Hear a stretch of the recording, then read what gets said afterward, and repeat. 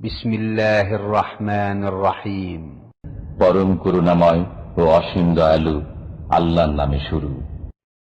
ومن أحسن قولا ممن دعا إلى الله وعمل صالحا وقال إنني من المسلمين.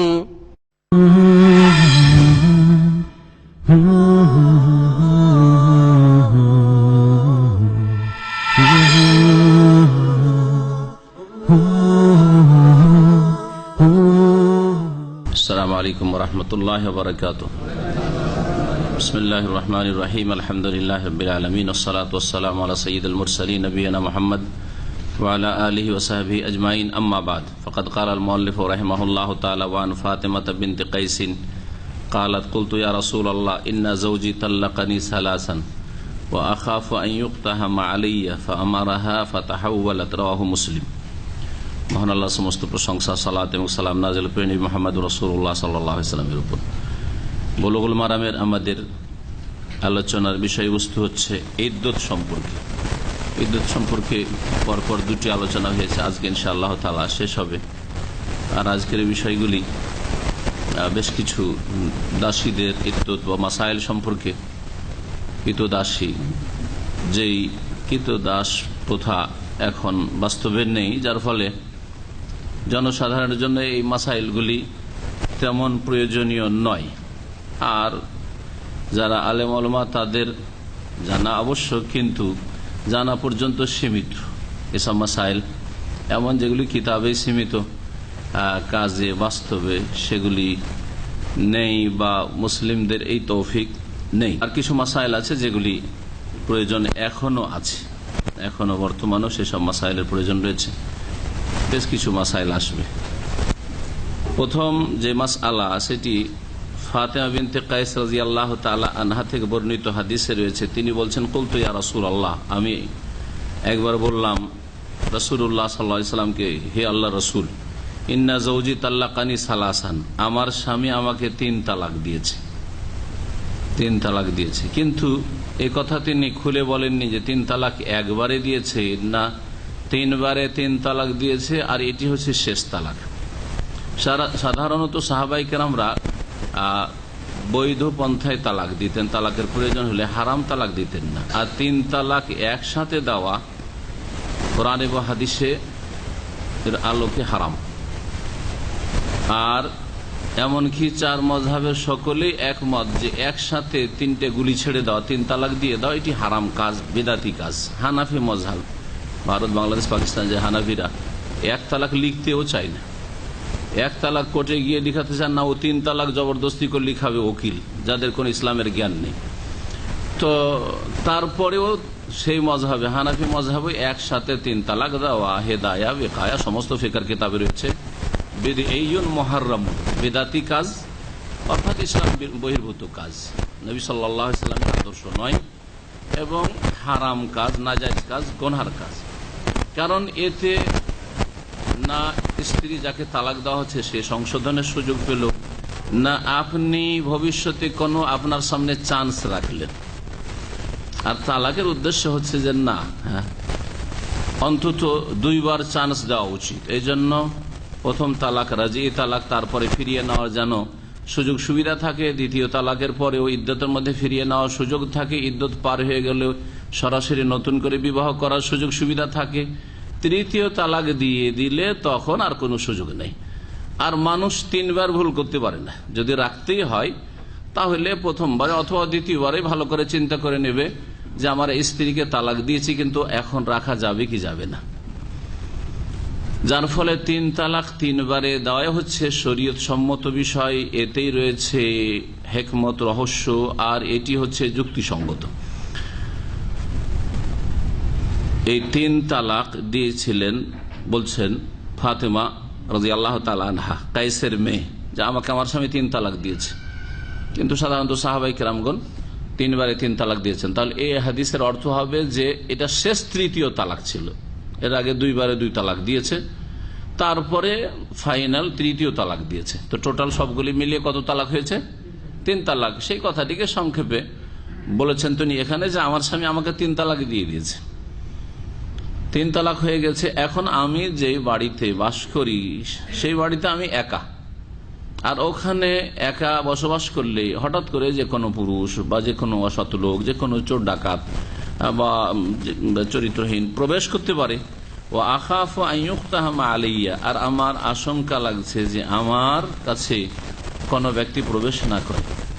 তারপরে এমনি অসৎ লোক ছাড়াও এমনি হয়তো আশেপাশের মহল্লার কেউ ঢুকে পড়লো যে বাড়িতে হয়তো কোনো পুরুষ আছে, হতে পারে না, পারে না। এইরকমই পরিবেশ ভারত, বাংলাদেশ, পাকিস্তানের গ্রামের লোকের জন্য পর্দা নেই। যারা পর্দারও দাবিদার আমাদের মুসলিম সমাজ, মানে বাইরে গেলে ওদের মহিলারা বোরকা পরে, তাদের পরিবারেও দেখেছি যে ইসলামী পর্দা নেই। ইসলামী পর্দা বলতে যে কোনো গায়ের মাহরাম থেকে পর্দা করতে হবে। পাশের প্রতিবেশী, হ্যাঁ, চাচাতো ভাই, মামাতো ভাই, খালাতো ভাই, হ্যাঁ, তাদের থেকে কি করতে হবে? পর্দা করতে হবে। চাচিকে, হ্যাঁ, দাওর ভাসুরের ছেলে থেকে পর্দা করতে হবে। মামানিকে, হ্যাঁ, ভাগিনাদের থেকে, স্বামীর ভাগিনা থেকে পর্দা করতে হবে। এগুলো হচ্ছে ইসলামিক পর্দা। আমাদের দেশে আছে নাকি? হ্যাঁ, আছে এইসব পর্দা? গোটা গ্রামের জন্য মাফ। যাদেরকে খুব দিনদার মনে করতাম তাদের বাড়িতে গিয়ে দেখেছি সুবহানাল্লাহ, গোটা গ্রামের লোক আছেন কি ভাই বলে দিল, একবারে টান সরাসরি ঘরে ঢুকে পড়লো, উঠানে ঢুকে পড়লো। মহিলারা কেউ চুলার কাছে বসে আছে, কেউ মাথা খুলে বসে আছে, হ্যাঁ, কেউ এদিক ওদিক ঘোরাফে অসতর্ক হয়ে রয়েছে। হঠাৎ করে গ্রামের পুরুষ ঢুকে পড়লো, যেন এটা জায়েজ করে নিয়েছে তারা। এগুলো ইসলামিক পর্দা নাই। ইসলামিক পর্দা হচ্ছে যে একমাত্র মাহারাম, তবুও মাহারাম ছেলে হলেও বাপ হলেও জানিয়ে প্রবেশ করবে যে হ্যাঁ, কোনো পুরুষ আমার বাপ অথবা ছেলে প্রবেশ করছে। হতে পারে যে শরীরের এতটুকু খোলা আছে যেটা ছেলের সামনে খোলা যায় না, হ্যাঁ, বাপের সামনেও খোলা যায় না, এটা তো হইতে পারে কি পারে না। এই জন্য এটা হচ্ছে অধিক সতর্কতা যে নিজের বাড়িতে ঢুকলে ফায়দা দেখাল তুম বইউতান, যে কোনো বাড়িতে ঢুকো, মেয়ের বাড়িতে ঢুকো, আপন বোনের বাড়িতে ঢুকো, হ্যাঁ, মায়ের বাড়িতে ঢুকো, ফায়দা দেখাল তো ফাসাল্লেমু আলা আনফুসাকুম, সালাম দাও, সালামের মাধ্যমে জানিয়ে দাও যে আমি ছেলে অথবা বাপ বা ভাই প্রবেশ করছি, আসছি। আর যদি গায়ের মাহরাম, যার সাথে বিয়ে জায়েজ, তাদের তো এইভাবে প্রবেশ করাই জায়েজ নয়।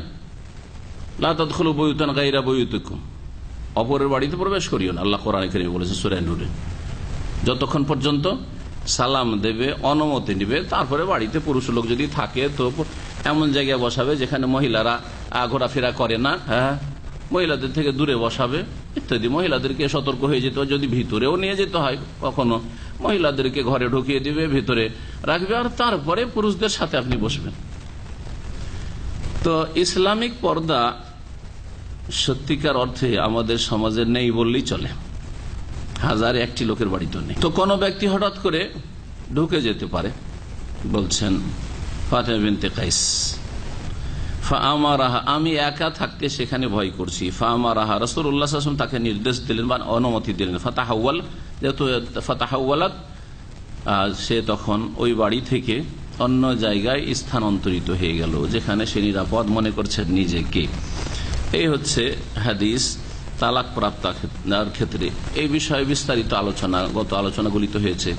1 তালাকের পরে অথবা 2 তালাকের পরে যখন ফিরিয়ে নেওয়ার সুযোগ সুবিধা আছে, তখন ইদ্যত যতদিন থাকবে ততদিন পর্যন্ত স্বামীর ওপর ভরণ পোষণ ফরজ আর বাসস্থান দেওয়া ফরজ। স্বামী বাড়ি থেকে বের করবে না, লা তুখরিজুহুন্না মিন বুয়ুতিহিন্না, নিজের বাড়ি থেকে বের করে দিয়ে না। বের করলে তোমারই কি করে তার ক্ষেত্রে নম্রতা আসবে, আর সেই বা কি করে স্ত্রী কি করে সংশোধন করার সুযোগ পাবে, কাছাকাছি থাকবে, যে একে অপরের কাছাকাছি হওয়ার সুযোগ পাবে বা ভুল বুঝার সুযোগ পাবে।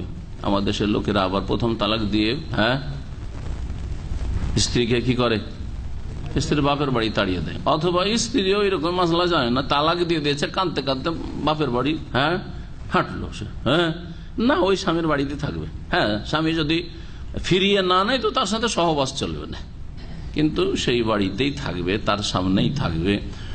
তাকে তার থেকে পর্দাও করতে হবে না, কারণ তারই বিবাহ বন্ধনে আছে, হ্যাঁ, একবারে বিচ্ছিন্ন হয়ে যায়নি, ফিরিয়ে নেওয়ার অধিকার আছে। আর যদি কথার দ্বারা ফিরিয়ে নেয় বা কাজের দ্বারা ফিরিয়ে নেয়, তালাক দেওয়ার পরে কাজের দ্বারা ফিরিয়ে নিল, সহবাস করে ফেললো, এটাই ফিরিয়ে নেওয়া। যে কোনো ভাবে ফিরিয়ে নেওয়া হতে পারে, যেটা প্রমাণ করে যে না একে রাখতে চাই। আর যদি রাখতে না চাই তো তার কাছে যাবে না। কিন্তু ইদ্যত পর্যন্ত স্বামীর বাড়িতে থাকার এবং স্বামীর খরচে সেখানে থাকার অধিকার রয়েছে, এটি হচ্ছে হক। কিন্তু 3 তালাক হয়ে যাওয়ার পরও ইদ্যত পর্যন্ত মহিলা থাকতে চায়, যদিও আর ফিরিয়ে নিতে পারবে না, তবু থাকতে চাইলে থাকতে পারে। এই মহিলা বলছেন আমার এখানে থাকাটা নিরাপত্তা এখানে নেই, সুতরাং নবী সাল্লাল্লাহু আলাইহি ওয়াসাল্লাম তাকে অনুমতি দিলেন যে তুমি চলে যেতে পারো এখান থেকে। ইমাম ইবনুল কাইয়্যিম রাহমাতুল্লাহ আলাইহি বলছেন যে যেই মহিলাকে তালাক দেওয়ার পরে মহিলা স্বামী থেকে বিচ্ছিন্ন হয়ে গেছে, অর্থাৎ ইদ্যত পার হয়ে গেছে, আর ওই স্বামীর সাথে বৈবাহিক সম্পর্ক নেই, অথবা 3 তালাক হয়ে গেছে, লা নাফকাত লাহা, তার জন্য কোনো খরচও নেই, খরচ পাবে না স্বামীর কাছ থেকে, ওয়ালা সুকনা, আর বাসস্থান পাবে না, বিসুন্নতি রাসূলিল্লাহ সাল্লাল্লাহু আলাইহি ওয়াসাল্লাম সহিহ হাদিস দ্বারা প্রমাণিত, যা কোরআন কারীমের অনুকূলে। এটি হচ্ছে যুক্তিসঙ্গত, এটি হচ্ছে মুহাদ্দিসিনদের মাযহাব। এই হাদিস থেকে আরো বোঝা যায় যে কোন মহিলা একা এমন জায়গায় বাস করবে না যেখানে তার সাথে কোনো পুরুষ লোক নেই এবং সেখানে নিরাপত্তা নেই। ইজা কানা তাখাফু আলা নাফসিহা মিন আহলিল ফাসাদ, যদি আশঙ্কা হয় যে কোনো খারাপ চরিত্রের লোক তার বাড়িতে ঢুকে পড়তে পারে অথবা তার ইজ্জত হানি হইতে পারে, তো এইরকম জায়গায় কোনো মহিলার জন্য বসবাস করা জায়েজ নাই। অনেকে আজকাল শহরমুখী, এই হাদিস থেকে এই মাসআলাটি বর্তমান প্রয়োজন আপনাদের, শহরমুখী, অথবা শহরে ভালো চিকিৎসা পাওয়া যাচ্ছে, ভালো লেখাপড়া পাওয়া যাচ্ছে, ভালো সুযোগ সুবিধা, যার ফলে করছি গ্রাম থেকে পয়সা আছে, আরব দেশে থাকে অথবা বিদেশে থাকে, পয়সা আছে, স্ত্রী থেকে শহরে ভাড়া করে রেখে দিল, ছোট বাচ্চা নাবালক ছেলে অথবা মেয়ে আছে, অথবা সাবালিকা মেয়ে আছে, শুধু সাবালক ছেলে না, সাবালক ছেলে থাকলে তো অসুবিধা নেই, সাবালক ছেলে আছে তাহলে সেই মাহারাম হয়ে গেছে মায়ের জন্য, বোনের জন্য। নাবালক ছেলেকে অথবা সাবালিকা মেয়েকে বা শুধু স্ত্রীকে একা একটা বাসা ভাড়া নিয়ে শহরে রেখে চলে আসছে। আজকাল নিরাপদ কি? নিরাপদ নয়। আশেপাশের লোক যদি জানতে পারে যে এই বাড়ির পুরুষ বিদেশে থাকে আর এই বাড়িতে মহিলা একা থাকে, তাহলে কত অসৎ লোক রয়েছে, অধিকাংশ লোকই ফাসিক, আল্লাহ কোরআনে কারীমে বলেছেন। সুতরাং এইভাবে থাকা জায়েজ নয়। এটা ছিল তালাক প্রাপ্তার বিষয়। কিন্তু গত আরেকটি হাদিসে এসছে বিধবা, স্বামী ইন্তেকাল করেছে, স্বামী ইন্তেকাল করার পরে তাকে কি করতে হবে? ইদ্যত কাটাতে হবে। কতদিন? 4 মাস 10 দিন। এই ইদ্যতটা কোথায় কাটাতে হবে? স্বামীর বাড়িতে, যেখানে মৃত্যুর খবর পৌঁছে স্বামীর বাড়িতে। কিন্তু যদি সেখানে থাকাতে আশঙ্কা থাকে, বাড়িতে দেবর ছাড়ার কেউ নেই, তো দেবরের সাথে থাকবে না, জায়েজ নাই। জি, অথবা আশেপাশের লোক খারাপ, তো বলছেন ভাষ্যকার এই জন্য আজাজ আল ওলামা ও তাহাওয়ালা জাওজাতিল মুতাওয়াফফা মিনাল মানজিলি, ওলামারা অনুমতি দিয়েছেন বিধবা মহিলাকে, যার স্বামী ইন্তেকাল করেছে, নিজের বাড়ি থেকে অন্য স্থানে চলে যাওয়ার। কখন? বলছেন যে ইনদা দারুরাহ, যখন নিরুপায় অবস্থা হবে, এখানে থাকা সম্ভব নয়। কান তাখাফ আলা নাফসিহা, ভয় লাগছে একা বসবাস করতে ওখানে, অথবা তার ইজ্জত হানির ভয় নেই কিন্তু ধন সম্পদ কেউ লুটপাট করে নেবে, এখানে আমি টাকা পয়সা সংরক্ষণ করতে পারবো না, ভয় লাগছে। আউলে তাহবিল মালিক আহমিন, অথবা বাসা ভাড়াই ছিল, বাসা ভাড়া ছিল, বাসার মালিক বলছে যে না আমি আর ভাড়া দেবো না, বেরিয়ে যাও। কি করবে? নিরুপায়, বেরিয়ে যেতে হবে। আও তালাবহু উজরাতান আকসার মিন উজরাতি মিসলি, অথবা ভাড়া দিল বাড়িয়ে, যেমন কিছুদিন আগে সৌদি এমন ভাড়া বাড়াইলো যে 10,000 20,000, 15,000 তো সর্বনিম্ন, 10,000 যায়, তাই না? মানে এইরকম পরিস্থিতি সবাই যে 10-এর জায়গায় 15 দিতে পারবে জরুরি নাই। মানে ওই রকম হয়তো বিধবা সম্মুখীন হলো সংকটের, ভাড়া দিল বাড়িয়ে, 4 মাস 10 দিন ওকে বেশি ভাড়া দিয়ে থাকতে হবে না, দিনে এত সংকীর্ণতা নেই, সে সেখান থেকে অন্য জায়গায় সুবিধা দেখে বাসা পরিবর্তন করতে পারে, এই কথা বলছেন। অথবা ভাড়া দিতে পারছেন না, স্বামী মারা গেছে, স্বামী বেঁচে থাকাকালীন ভাড়া দিচ্ছিল, এখন এই বিধবা ভাড়া দিতে পারছেন, টাকা পয়সা নেই। আর মায়ের বাড়িতে থাকলে সেখানে ফ্রিতে থাকতে পাবে, ভাইয়ের বাড়িতে থাকলে ফ্রিতে থাকতে হবে, তাহলে স্থানান্তরিত হতে পারবে না? পারবে বলছেন কথা। ফাহিনা ইযিন ইয়াজুজু লাহাল ইন্তিকাল হাইসু শাহাদ, যেখানে ওই মহিলার সুবিধা হয় সেখানেই চলে যাবে স্বামীর বাড়ি থেকে, বা যেই বাড়িতে তার স্বামীর ইন্তেকালের খবর পৌঁছেছে। তারপরে হাদিস ওয়ান আমর ইবনে আস রাদিয়াল্লাহু আনহু قال لا تلبسوا علينا سنة نبينا صلى الله عليه وسلم عدة ام الولد اذا توفي عنها سيدها أربعة أشهر وعشر رواه احمد وابو داود وابن ماجه وصححه الحاكم। আমর ইবনে আস রাদিয়াল্লাহু তাআলা আনহু থেকে বর্ণিত, তিনি বলছেন যে লা তালবিসু আলাইনা সুন্নাত নবিয়িনা, আমাদের নবী মুহাম্মদ রাসূলুল্লাহ সাল্লাল্লাহু আলাইহি সাল্লামের সুন্নতকে আমাদের উপর অস্পষ্ট করে দিও না। মানে যেটি সুন্নতের তরিকা সেটা আমাদেরকে জেনে মানার জন্য সুযোগ সুবিধা রাখো, আর মানুষের সামনে বিভিন্ন রকমের ফতোয়া দিয়ে সুন্নত থেকে দূরে আমাদেরকে সরিয়ে দিও না। যেমন আজকাল বিদাতি সমাজ মুসলিমদেরকে, জনগণকে বিদাতি মৌলভী সাহেবরা সুন্নতি তরিকা থেকে অনেক দূরে সরিয়ে দিয়েছে। ধর্ম কর্মই বিদাতি ধর্ম, অধিকাংশ কাজগুলি তাদের বেদাতি কাজ, সুন্নত থেকে অনেক, নামাজের ক্ষেত্রে সুন্নত থেকে দূরে সরে গেছে। তারপরে বিভিন্ন জীবনের ক্ষেত্রে নবী সাল্লাল্লাহু আলাইহি ওয়াসাল্লাম আদর্শ থেকে সরে গেছে। বেদাতীদেরকে জীবনে দেখেছেন যে সোমবার বৃহস্পতিবার রোজা রাখে, জীবনে কোনো বেদাতীকে পাবেন যে সোমবারে রোজা রাখে, নবী সাল্লাল্লাহু আলাইহি ওয়াসাল্লাম সোমবারে করে প্রতি সপ্তাহে সোমবার রোজা রেখেছেন। কিন্তু মিলাদুন নবী দেখেন বেদাতীদের সবচেয়ে বড় সওয়াবের কাজ, বরং এইটা ঈদ উল ফিতর ঈদ উল আজহার চাইতে তাদের বড় ঈদ, বড় উৎসব। তো ধর্ম এমন ভাবে বিকৃত হয়েছে অধিকাংশ বেদাতি মুসলিমদের, অধিকাংশ মুসলিমদের মানে সব বেদাতি মুসলিমদের এমন বিকৃত হয়েছে যে আল্লাহ পাক কোন ধর্মটি নাজিল করেছিলেন এবং রাসূলুল্লাহ সাল্লাল্লাহু আলাইহি ওয়াসাল্লাম কোন দিনের ওপর, ইসলামের ওপর ছেড়ে গেছেন সাহাবায়ে কেরামকে, এটা জনগণের জন্য বোঝাই মুশকিল যে আর কোনটা ধর্ম কোনটা সত্য আসলে, এইরকম করে দিয়েছে। তো বলছেন যে দেখো আমাদের নবী সাল্লাল্লাহু আলাইহি সাল্লামের সুন্নত থেকে আমাদেরকে সরিয়ে দিও না। লফজ মানে হচ্ছে একাকার করে দেওয়া, সুন্নতের সাথে বিদআত, সুন্নতের সাথে মানুষের মন গড়া কথাকে একাকার করে মিশিয়ে দিয়ে সুন্নতকে আমাদের থেকে অস্পষ্ট করে দিও না। তারপরে দাসী, বিশেষ এক রকমের দাসীর বিধান উল্লেখ করেছেন। ইদ্দাত উম্মিল ওয়ালাদ, উম্মুল ওয়ালাদের ইদ্দত হচ্ছে উম্মুল ওয়ালাদ, ওয়ালাদ মানে হচ্ছে ছেলে অথবা মেয়ে সন্তান, আর মানে হচ্ছে মা। তো ছেলের মা যে কোনো মহিলা যার বাচ্চা হয়েছে সে হচ্ছে ছেলের মা, তাই না? কিন্তু এখানে বিশেষ একটি ভাষা আছে দাসীদের ক্ষেত্রে, উম্মুল ওয়ালাদ মানে এমন কৃত দাসী যার পেট থেকে মনিবের সাথে সহবাসের মাধ্যমে বাচ্চা হয়ে গেছে, এই মহিলাকে কি বলা হয়? এই দাসীকে উম্মুল ওয়ালাদ। এমন দাসী, এমন লন্ডি যে হচ্ছে সন্তানের মা, মানে তার মনিব থেকে সন্তান জন্ম দিয়েছে, উম্মুল ওয়ালাদ। এর বিশেষ কিছু বিধান রয়েছে। একটি বিধান হচ্ছে যে তার যখন বাচ্চা হয়ে গেছে তখন তাকে বিক্রি করা যাবে না, অন্য জায়গায়, ওকে রাখতে হবে, তোমার থেকে বাচ্চা হয়েছে।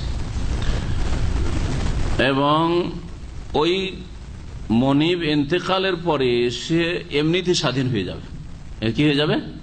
স্বাধীন হয়ে যাবে। তার ছেলেরা, মেয়েরা, অন্যান্য ধন সম্পদে যেমন ওয়ারিস উত্তরাধিকারী হয়, তেমনি এই দাসীর ওয়ারিস পেতে পারবে না, আজাদ হয়ে যাবে। এটুকু আল্লাহ পাক তার অনুগ্রহ করেছেন, তোমার পেট থেকে যখন বাচ্চা জন্ম দিয়েছো এই মনিব থেকে, তাহলে তুমি মনিবের ইন্তেকালের সাথে সাথে কি হয়ে যাবে? স্বাধীন, আজাদ হয়ে যাবে। মনিবের সাথে তার সহবাস হয়েছে, বাচ্চা ভূমিষ্ঠ হয়েছে, তারপরে মনিব মালিক মারা গেল। স্বাধীন স্বামী যদি মারা যায় তাহলে কতদিন ইদ্দত বললেন? 4 মাস 10 দিন। বৈবাহিক সম্পর্কের স্বামী যদি মারা যায়, এখানে স্বামী নয় মনিব মারা গেছে, কতদিন ইদ্দত কাটাবে, শোক করবে মনিবের জন্য যার সাথে তার সহবাস হচ্ছে বা হয়েছে। এই ক্ষেত্রে আমর ইবনে আস বলছেন এজা তুফি আনহা সাইয়্যিদুহা, তার মালিক যদি ইন্তেকাল করে, উম্মুল ওয়ালাদ যেই দাসী বাচ্চা দিয়েছে মনিব থেকে, তার যদি মনিব ইন্তেকাল করে তাহলে ইদ্দত হচ্ছে 4 আশহরিন ওয়া আশর, 4 মাস 10 দিন। অন্যান্য স্বাধীন নারীদের মতোই 4 মাস 10 দিন শোক ইদ্দত কাটাবে। রাহু আহমদ, হাদিস মুসনাদ আহমদে রয়েছে, আবু দাউদ ইবনে মাজায় রয়েছে, ইমাম হাকিম সহিহ বলেছেন। তবে ইমাম দারাকুতনি রাহমাতুল্লাহ হাদিসটি সনদকে বিচ্ছিন্ন মুনকাতি বলেছেন, হাদিসটিকে ভাষ্যকার সহিহ বলেছেন। তারপরের হাদিস মা আয়েশা রাদিয়াল্লাহু তাআলা আনহা থেকে, ওয়ান আয়েশা রাদিয়াল্লাহু আনহা قالت ইন্নামাল আকরাউ আল আতহার আখরাজাহু মালিকুন ফি কিসসাতিন বিসানাদিন সাহিহিন। আয়েশা রাদিয়াল্লাহু তাআলা আনহা থেকে বর্ণিত, তিনি বলছেন যে নিশ্চয়ই কোরর অর্থ হচ্ছে পবিত্রতা, পবিত্রতার পিরিয়ড। কি শব্দ এগুলি? যারা ফতোয়া দেবেন তাদের কাজে আসবে, এমনি জনগণ জেনে থাকলে ভালো, কিন্তু কথা হচ্ছে যারা ফতোয়া দেবেন তাদেরকে এই মাসলাগুলি জানতে হবে। আল্লাহ পাক বলেছেন আল মুতাল্লাকাতু বা আল মুতাল্লাকাতু ইয়াতারাব্বাসনা বিআনফুসিহিন্না সালাসাতা কুরু, তালাক প্রাপ্তা নারীরা ইয়াতারাব্বাসনা বিআনফুসিহিন্না, তারা অপেক্ষা করবে। তালাক হয়েছে চট করে বিয়ে বসতে পারবে না, পারবে নাকি? হ্যাঁ, কতদিন অপেক্ষা করবে? আল্লাহ বলছেন সালাসাতা কুরু, 3 কুরু। কি বলছেন? 3, আপনি কি বললেন? 3 মাস বললেন নাকি? হ্যাঁ, 3 মাস না 3 মাসিক না 3 পবিত্রতা? 3 মাসিক। যেটা প্রসিদ্ধ আপনাদের কাছে সেটা হচ্ছে মাসিক, তাই না?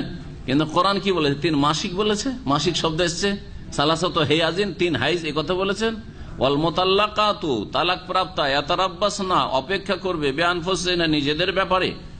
হ্যাঁ, কতদিন? সালাসাতা কুরু, শব্দ কি এসছে? 3 কুরু। এখন এই আরবিতে কুরু কাকে বলে? হ্যাঁ, কুরু কাকে বলে?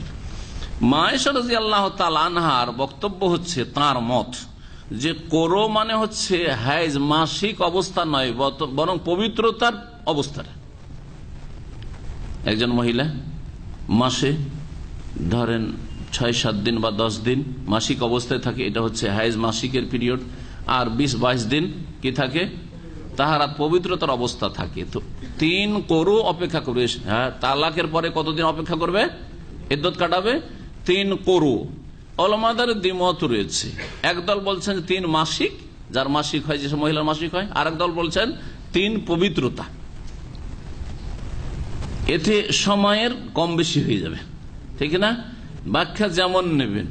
3 মাসিক যদি হয় তাহলে 20-22 দিন করে প্রত্যেক মাসে কাটলো, তারপরে 1 সপ্তাহ 8 দিন মাসিক হইল, তাহলে 1 মাস করে কতদিন চলে যাবে? 3 মাস, তাই না? তালাক দিয়েছে পবিত্রতার অবস্থায়। তালাক দিয়েছে কি অবস্থায়? পবিত্রতার অবস্থায়, ঠিক কিনা? কারণ সুন্নতি তালাক হচ্ছে এমন পবিত্রতায় তালাক দিতে হবে যেই পবিত্রতায় স্ত্রীকে স্পর্শ করেনি, সহবাস করেনি, যাতে করে নিশ্চিত থাকে যে এর পেটে আমার থেকে বাচ্চা ধরেনি, জি, জরায়ু শূন্য আছে। অন্য জায়গায় ইদ্যত পার হলে বিবাহ বসতে পারে। যদি মাসিক ধরা যায় তাহলে মোটামুটি 3 মাস হয়ে যাবে, ঠিক না? তাহলে 3 মাস অপেক্ষা করতে হচ্ছে। এই জন্য কোরআনে কারীম আল্লাহ রাব্বুল আলামিন যেই সব মহিলাদের মাসিক হয় না, নাবালিকা হওয়ার কারণে, বিবাহিতা কিন্তু নাবালিকা, মাসিকই হয়নি, অথবা বয়স বেশি হয়ে গেছে, 50-এর পরে চলে গেছে, হ্যাঁ, মোটামুটি 45 বা 50 হয়ে গেলে অধিকাংশ মহিলাদের আর মাসিক হয় না, মাসিক বন্ধ হয়ে যায়। আয়েশা যাদেরকে বলা হয়, যারা ছেলে মেয়ে পাওয়া থেকে নিরাশ হয়ে গেছে, মাসিক আর হয় না, এদের ক্ষেত্রে ইদ্যত কি? হ্যাঁ, কত? 3 মাস। মাশাআল্লাহ। ওয়াল্লাহি ইয়াইসনা মিনাল মাহিজ মিন নিসাইকুম, হ্যাঁ, ওয়াল্লাহি লাম ইয়াহিজনা। ওই সব মহিলারা যারা মাসিক থেকে নিরাশ হয়ে গেছে, আর মাসিক হয় না, অথবা ওই সব মহিলা যাদের মাসিক হয়নি এখনো, এদের ইদ্যত হচ্ছে সালাসাত আশহুর, 3 মাস আল্লাহ পাক বলেছেন। এই ছিল হাইজ। হাইজ হলে 3 মাস হয়ে যায়। পক্ষান্তরে তাহারাত যদি নেওয়া যায়, তাহলে এমন পবিত্রতায় তালাক দিয়েছে যে পবিত্রতা, একটা পবিত্রতা তাহারাত গণ্য হলো, একটা হয়ে গেল, তারপর হাইজ, মাসিক আসলো, তারপর আর এক পবিত্রতা আসলো, 2 তোহর হইলো, 2 পবিত্রতা হইলো, আর 3য় পবিত্রতা আসতে মাত্রই কি হয়ে গেল? ইদ্যত পার হয়ে গেল। তাহলে মোটামুটি 2 মাসের কিছু বেশি, 2.5 মাস হলেই কি হয়ে যাবে? ইদ্যত পার হয়ে যাবে। তাহলে 3 মাস আর থাকছে না, 3 মাস আর থাকছে না। এই শব্দের ব্যাখ্যায় ইখতিলাফের ফলাফল হচ্ছে যে সময়ের কম বেশি হয়ে যাবে। কিছু মাযহাবে 3 কোরো মানে 3 হাইজ, 3 মাসিক ইদ্যত কাটাবে। আর কিছু মাযহাবে 3 কোরো মানে 3 পবিত্রতা, 3 তোহর ইদ্যত কাটাবে। তো আয়েশা রাদিয়াল্লাহু তাআলা আনহার মত হচ্ছে ইন্নামাল আকরাউ, কোরআনের জামা আকরা। কোরুর অর্থ হচ্ছে আল আতহার, পবিত্রতা, পবিত্রতার সময়টি। এই হাদিসটি হচ্ছে সহিহ আয়েশা রাদিয়াল্লাহু তাআলা আনহা থেকে বর্ণিত। আয়েশা রাদিয়াল্লাহু তাআলা আনহা এই ব্যাখ্যা যখন করেছেন নবী সাল্লাল্লাহু আলাইহি ওয়াসাল্লাম স্ত্রী হয়, তার ইজতিহাদ হওয়ার সম্ভাবনা আছে অথবা সম্ভাবনা আছে নবী সাল্লাল্লাহু আলাইহি ওয়াসাল্লাম থেকে ব্যাখ্যা শুনেছেন, আল্লাহু আলাম। এটি হচ্ছে ইমাম শাফিঈ রাহমাতুল্লাহ আলাইহির মত। কিন্তু পক্ষান্তরে ইমাম আবু হানিফা রাহিমাহুল্লাহ বলছেন কুরু মানে হচ্ছে মাসিক, কুরু মানে হচ্ছে হাইজ, এরকম অন্যান্য আরো ওলামারা বলেছেন। ওয়ান ইবনে উমর রাদিয়াল্লাহু তাআলা আনহুমা قال তালাকুল আমাতে তাতরিকাতান ওয়া ইদ্দাতু হাইজাতান। এতদিন তো তালাক পড়লেন, কয় তালাক? তিন। টোটাল কয় তালাক? তিন তালাক। এক তালাক হচ্ছে রাজি, দ্বিতীয় তালাক হচ্ছে রাজি। এইজন্য আল্লাহ বলছে আত তালাকু মাররাতান, তালাক হচ্ছে দুইবার, মানে দুইবার তালাক দিয়ে ফিরিয়ে নিতে পারবে। তালাক দিলে ফিরিয়ে নিলে, তালাক দিলে ফিরিয়ে নিলে, তালাকে রাজি হচ্ছে দুইবার।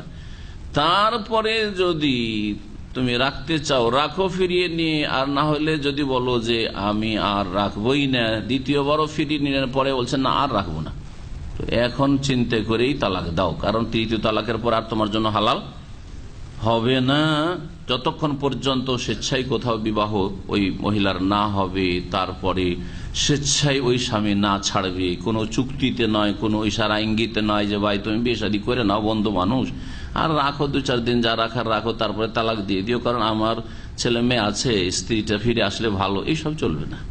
ইঙ্গিত করাও চলবে না, হারাম। স্বাধীন মহিলাদের জন্য 3 তালাক। এখন দাসী, দাসী কয় তালাক দিলে বিচ্ছিন্ন হয়?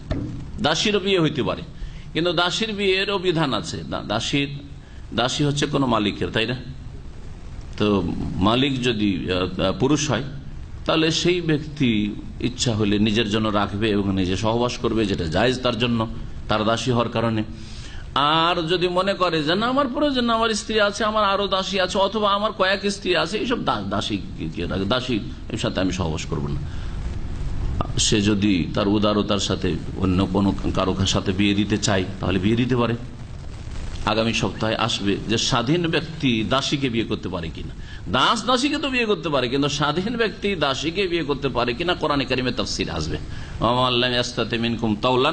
এখান থেকে আগামী সপ্তাহে তাফসীর শুরু হবে, এই হুকুমটি আসবে, হাদিসে এই বিধানগুলি আসছে আর ওতে আসবে। তাহলে এই বিধানগুলি যারা এখন শুনে নেবেন তাদের জন্য আয়াতগুলি তাফসীর বুঝতে আরো সহজ হবে।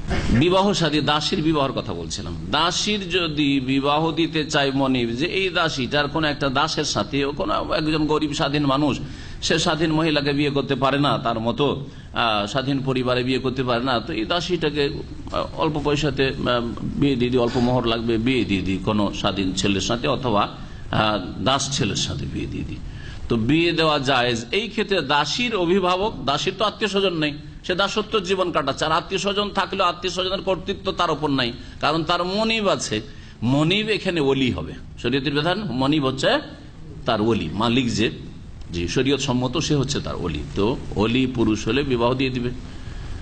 আচ্ছা, মনিব যদি মহিলা হয় তো মহিলা তো বিয়ে দিতে পারে না, তখন বিধান আসবে যে মহিলা বিয়ে দিতে পারে না, কিন্তু মহিলার অনুমতি ক্রমে মহিলার যে নিকট আত্মীয় পুরুষ আছে সে ওলি হয়ে তার স্থলাভিষিক্ত হয়ে বিয়ে দিবে, কারণ মহিলা মহিলার বিয়ে দিতে পারে না। আর আমাদের দেশে এইসব নাজায়েজ কাজগুলি আছে। বিয়ে হচ্ছে, মেয়ের বিবাহ দিচ্ছে স্বামী অকেজ, হ্যাঁ বেকার স্বামী, তার কোনো ব্যক্তিগত মতামত নেই, সবকিছুই করছে তার স্ত্রী, স্ত্রী বিয়ে দিচ্ছে, স্ত্রী ছেলে ঠিক করলো, স্ত্রী অনুমতি দিল, এর চাইতেও দুঃখজনক আর শরীয়ত বিরোধী কাজ। হ্যাঁ, ঘটনা এরকম, স্বামী এসছে হজে, আর মেয়ের একটা ভালো প্রস্তাব এসছে, স্ত্রী বিয়ে দিয়ে বসে আছে। অনেক আগের ঘটনা, আমাদের সমাজের ঘটনা এগুলো। না জায়েজ, মহিলা মহিলার বিয়ে দিতে পারে না। লা তুজাউজুল মারআতুল মারআতা, নবী কারীম সাল্লাল্লাহু আলাইহি ওয়াসাল্লাম হাদিস। একজন মহিলা আর একজন মহিলার বিয়ে দিতে পারে, মা হইলে ও, বোন হইলে ও, যে কেউ হোক না কেন বিয়ে দিতে পারে। মহিলার অভিভাবক হবে পুরুষ ব্যক্তি, পুরুষ ছাড়া কেউ ওলি হয় না, এবং নিকটবর্তী পুরুষ থাকতে দূরবর্তী পুরুষ ওলি হইতে পারবে না। বাপ বেঁচে আছে আর ভাই দিয়ে বিয়ে দিয়ে বসে আছে, হ্যাঁ, বাপ বেঁচে আছে আর দাদা বিয়ে দিয়ে বসে আছে, হ্যাঁ, এটা চলবে না, হবে না। কারণ অনেক সময় এরকম হয়ে থাকে যে বাপ ওই ছেলেটাকে পছন্দ করে না, কিন্তু ওর দাদার পছন্দ, বড় ভাইয়ের খুব পছন্দ, ওর বন্ধুকেও বোনটা দিতে চাই, কিন্তু বাপ রাজি না। হ্যাঁ, বাপের চোখের আড়ালে নিয়ে গিয়ে বিয়ে পড়িয়ে দিল, চলবে না, না জায়েজ। এসে ওলি হয়নি।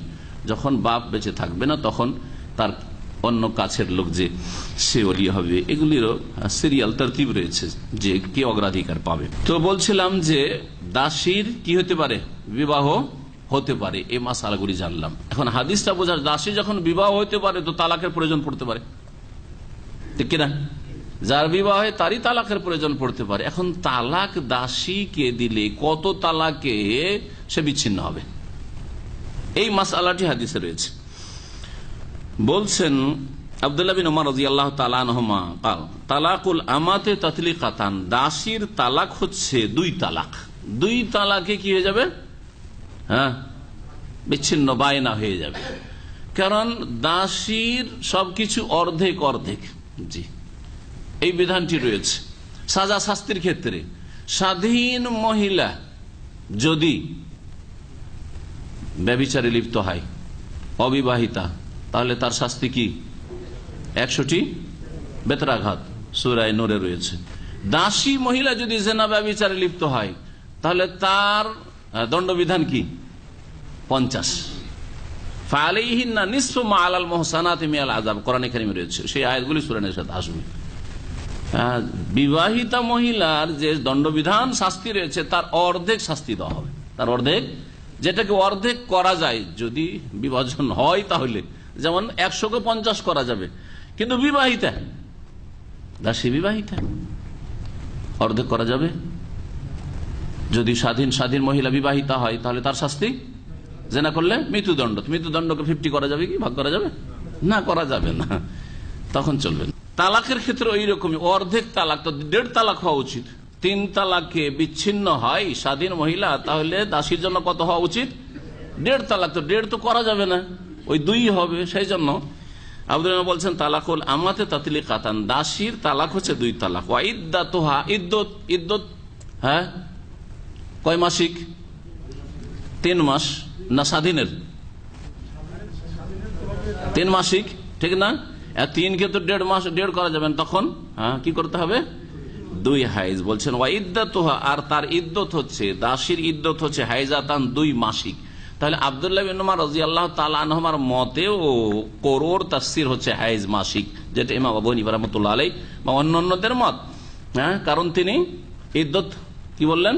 মাসিক, হাইজ শব্দটি বলেছেন। জি, ইমাম দারাকুতনি হাদিস বর্ণনা করেছেন এবং সেটা মারফু বর্ণনা করেছেন, তবে তিনি জয়ীফ বলেছেন। ইমাম আবু দাউদ বর্ণনা করেছেন, তিরমিজি, ইবনে মাজাহ হাদিস রয়েছে আয়েশা রাদিয়াল্লাহু আনহা থেকে, আর এটি আব্দুল্লাহ বিন উমর থেকে। ইমাম হাকিম সহিহ বলেছেন, আর অন্যরা কেউ কেউ জয়ীফ, দুর্বল বলেছেন। যাই হোক, হাদিসটি সম্পর্কে বড় দ্বিমত রয়েছে। ভাষ্যকারের মত হচ্ছে হাদিসটি দুর্বল এবং মওকুফ, মানে নবী সাল্লাল্লাহু আলাইহি সাল্লামের উক্তি নয় বা মত নয়, এটি হচ্ছে আব্দুল্লাহ বিন উমরের।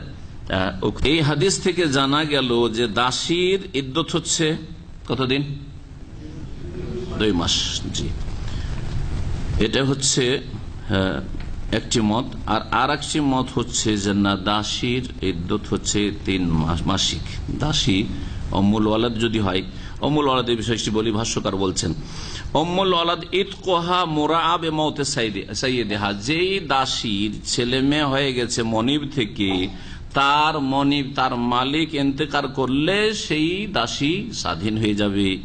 ফালা তুতাকাবলাহু, তার আগে সে স্বাধীন হবে না। ফাইজা মাতা, যখন সেই মনিব মারা যাবে, সাব্বাবা মওতুহু ইতকাহা, তখন তার ইন্তেকাল তার স্বাধীন হওয়ার কারণ হয়ে যাবে, কিন্তু ছেলে মেয়ে হইল সে দাসী হয়েই থাকবে। লিজা ফাইনাহু লাইসা লাহা ইদ্দা ইন্নামা তুস্তাবরাউ বিহাইজা। এখন এই উম্মুল ওয়ালাদের ইদ্দত কতদিন?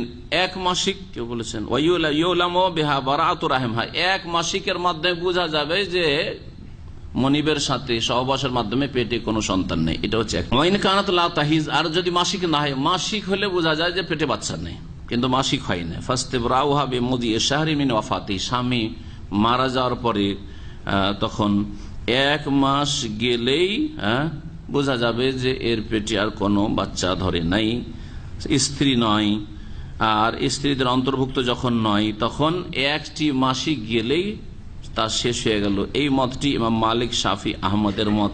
জি, আর ওয়াকাদ যাহাবা ইলা মা আফাদাহুল হাদিস আলা আউযা ওয়া জাহিরিয়া, এই মাসআলাটিতে বড় দ্বিমত রয়েছে। এটি একটি মত। আর আরেকটি মত হচ্ছে ইমাম আউজাই এবং জাহিরিদের, তারা বলছেন যে হাদিসে যা এসেছে যে দাসীর মনে মারা গেলে কতদিন তাকে ইদ্যত কাটাইতে হবে? আমর ইবনে আসের বক্তব্য ছিল, সেটা ছিল 4 মাস 10 দিন। তাহলে একটা 4 মাস 10 দিনের মত, একটা হচ্ছে 1 মাসিকে চলে গেলেই যথেষ্ট। হানাফি মাযহাব এই 2 মত থেকে ভিন্ন। তারা বলছেন যে উম্মুল ওয়ালাদ ইনদাহুম সালাসু হাইদ, তার ইদ্যত হচ্ছে 3 মাসিক। 3 মাসিক, আল্লাহু আলাম। বলছিলাম যে এই মাসালাগুলির সাধারণত এখন প্রয়োজন নাই, কিন্তু হাদিসে যেহেতু এসছে সেজন্য আলোচনা করলাম। ওয়ান রুয়াইফা বিন সাবিতিন আন নবী সাল্লাল্লাহু আলাইহি ওয়াসাল্লাম قال لا يحل لامرئ يؤمن بالله واليوم الاخر ان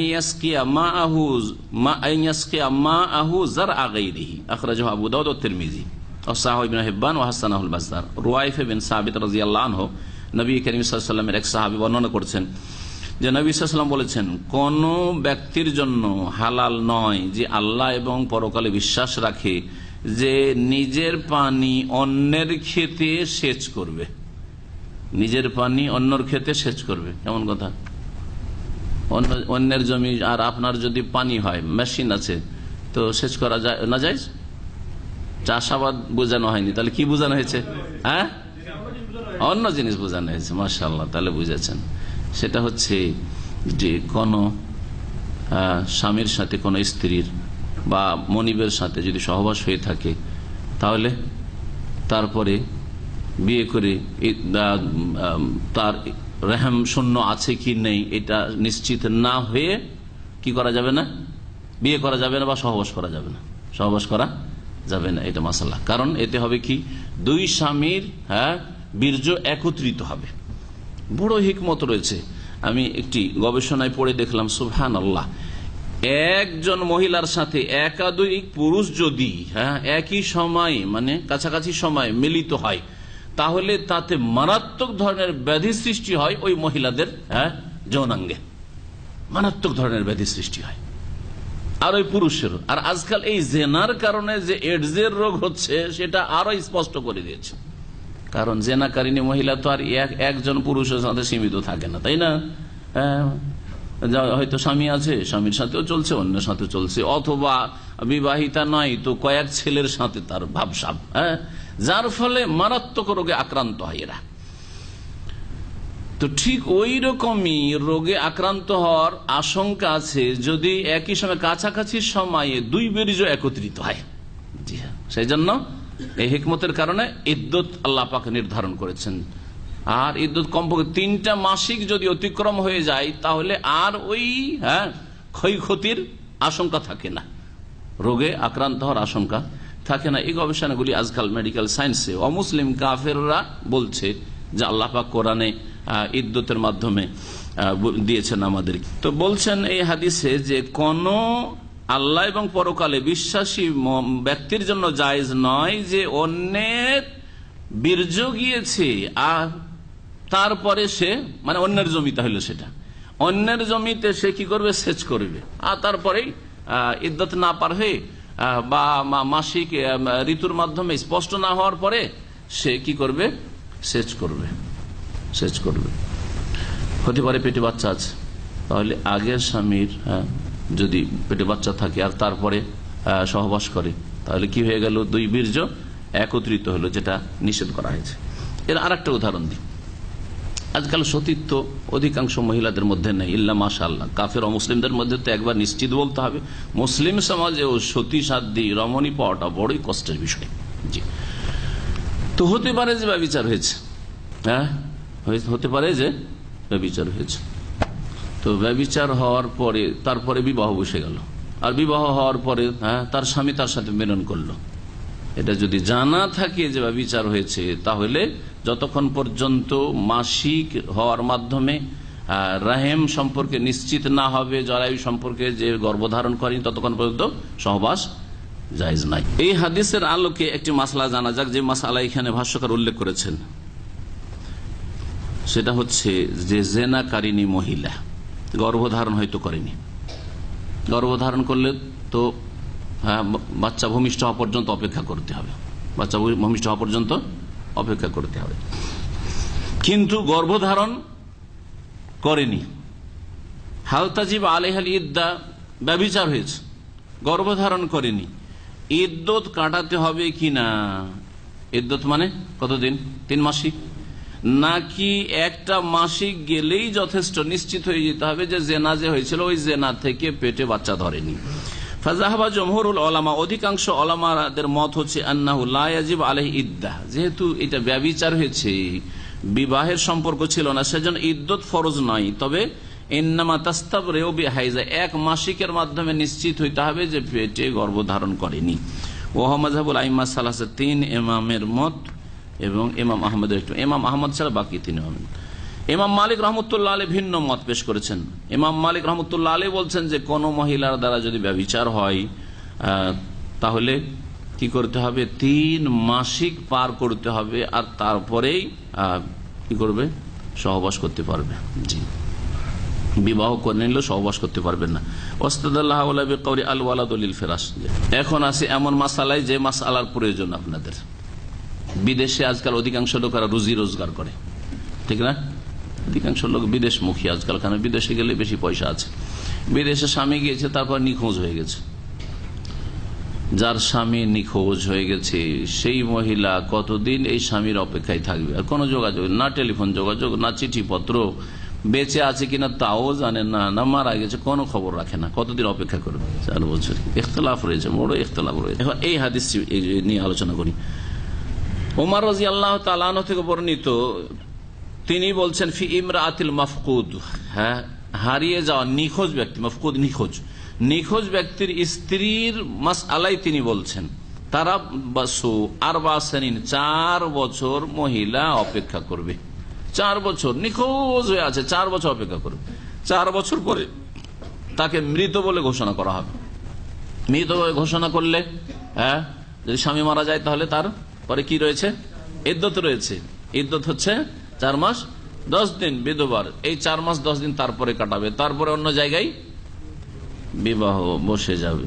বিবাহ হয়ে যাওয়ার পরে যদি চলে আসে, বড় সমস্যা। আমাকে একজন শোনাচ্ছেন অভাবের যুগে, হ্যাঁ, আরব দেশে, তার নিজের দাদির কথা শোনাচ্ছে, একজন বড় শিক্ষিত লোক, সুবহানাল্লাহ। আজকে থেকে 80 বছর 100 বছর আগে এত অভাব ছিল, 100 যেতে না 80 বছর গেছে। এই আরব উপদ্বীপ থেকে কোথায় রুজি রোজগারের খোঁজে চলে গেছে, নিখোঁজ হয়ে গেছে। 5 বছর খোঁজ নেই। মহিলা 4 বছর অপেক্ষা করার পরে আর 4 মাস 10 দিন কাটিয়েছে, তারপরে অন্য স্বামীর সাথে বিয়ে হয়ে গেছে। বলছে আমার দাদির অন্য জায়গায় বিবাহ হয়ে গেছে। তারপরে ঘুরতে ঘুরতে আবার বাড়ি চলে এসছে ওই লোক। এখন দেখা যাক এই মাসআলা। বলছেন তিনি যে 4 বছর অপেক্ষা করবে মহিলা, সুম্মা তাতাদ্দু 4 আশহুরিন ওয়া আশরা, তারপর ইদ্যত কাটাবে 4 মাস 10 দিন। ইমাম মালিক এবং ইমাম শাফি এই হাদিসটি বর্ণনা করেছেন। এই হাদিসটি মওকুফ, অর্থাৎ ওমর রাদিয়াল্লাহু তাআলা আনহুর ব্যক্তিগত উক্তি ওনার, এবং হাদিসটি হচ্ছে মওকুফ হাদিস সহিহ। নবী সাল্লাল্লাহু আলাইহি ওয়াসাল্লামের সাহাবায়ে কেরামগণ কোনো কথা যদি নবীর সাথে সম্পর্কিত না করে বলেন, তাতে বেশি সম্ভাবনা রয়েছে যে তারা নবী সাল্লাল্লাহু আলাইহি ওয়াসাল্লাম থেকে এই হুকুমটি জেনেছেন, কিন্তু নবীর সাথে কথাটিকে সম্পৃক্ত করেননি, রেফারেন্স দেননি যে নবী সাল্লাল্লাহু আলাইহি ওয়াসাল্লাম থেকে শুনেছি বা জেনেছি, বলেছেন, এই কথা বলেননি। সুতরাং সেটাও শক্তিশালী যদি সরাসরি মারফু হাদিস রাসূলুল্লাহ সাল্লাল্লাহু আলাইহি ওয়াসাল্লামের না পাওয়া যায় তাহলে। এবং যদি ধরে নেওয়া যায় যে না, তারা কোরআন এবং হাদিসকে সামনে রেখে ইজতিহাদ করেছেন, তো তারা সবচেয়ে বড় মুজতাহিদ। সাহাবায়ে কেরাম আবু বকর, ওমর, ওসমান, আলী, আবু হানিফা, শাফি, মালিক, আহমদ চাইতে বড় মুজতাহিদ। তো আবু হানিফা, শাফি, মালিক, আহমদ যদি ইজতিহাদ করে ফতোয়া দিয়ে থাকেন বহু মাসাইলে, হ্যাঁ, কোরআন এবং হাদিস ঘেঁটে, আর তারপরে মানুষ মাত্র ভুল হইতে পারে, কেউ ভুলের ঊর্ধ্বে নয়, তাহলে এই অধিকারটি তাদের চাইতে বেশি সাহাবায়ে কেরামদের ছিল। জি, যারা বিশেষ করে ফতোয়া দিতেন সাহাবায়ে কেরামদের মধ্যে চার খলিফা, এছাড়াও আবু হুরায়রা রাদিয়াল্লাহু তাআলা আনহু, আয়েশা রাদিয়াল্লাহু আনহা, আব্দুল্লাহ বিন ওমর, জি, মুআয বিন জাবাল ইত্যাদি ইত্যাদি।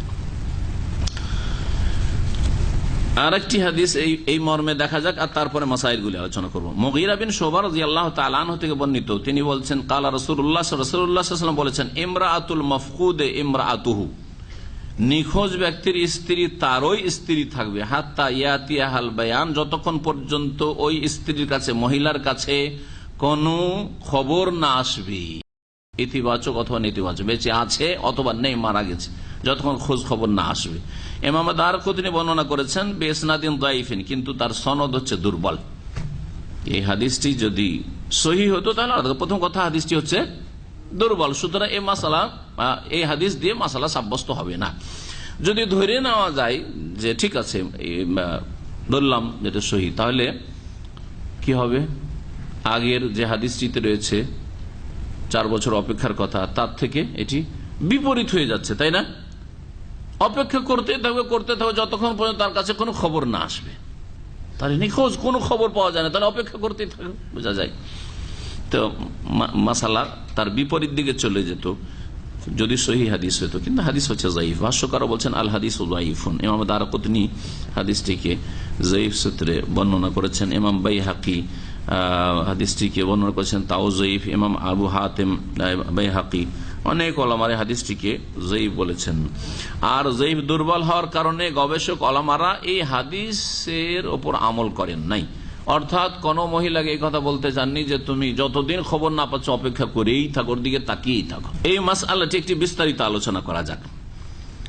বলছেন ভাষ্যকার, এজা ফকিদার রাজুল মিন আহলি, কোন পুরুষ যদি নিখোঁজ হয়ে যায় তার স্ত্রী থেকে, ওয়ালাম ইউকাফ লাহু আলা আসার, তার কোনো খোঁজ খবর পাওয়া যায় না। কারো মাধ্যমে যদি খোঁজ খবর যায় আছে অমুক দেশে আছে, তাহলে তো আছে, কিন্তু খোঁজ খবর পাওয়া যাচ্ছে না। ফাকাসসামাহুল উলামা ইলা কিসমাইন, 2 ভাগে বিভক্ত করেছেন এই অবস্থাটিকে, 2 ভাগে বিভক্ত করেছেন। আচ্ছা, তার আগে বলেননি স্বামী সম্পর্কে খোঁজ খবর পাচ্ছে মহিলা যে আছে অমুক দেশে আছে, বেঁচে আছে, কিন্তু স্ত্রীর খোঁজ খবরও নেই না, আর খরচ খরচাও পাঠায় না। এই ক্ষেত্রে স্ত্রীর করণীয় কি?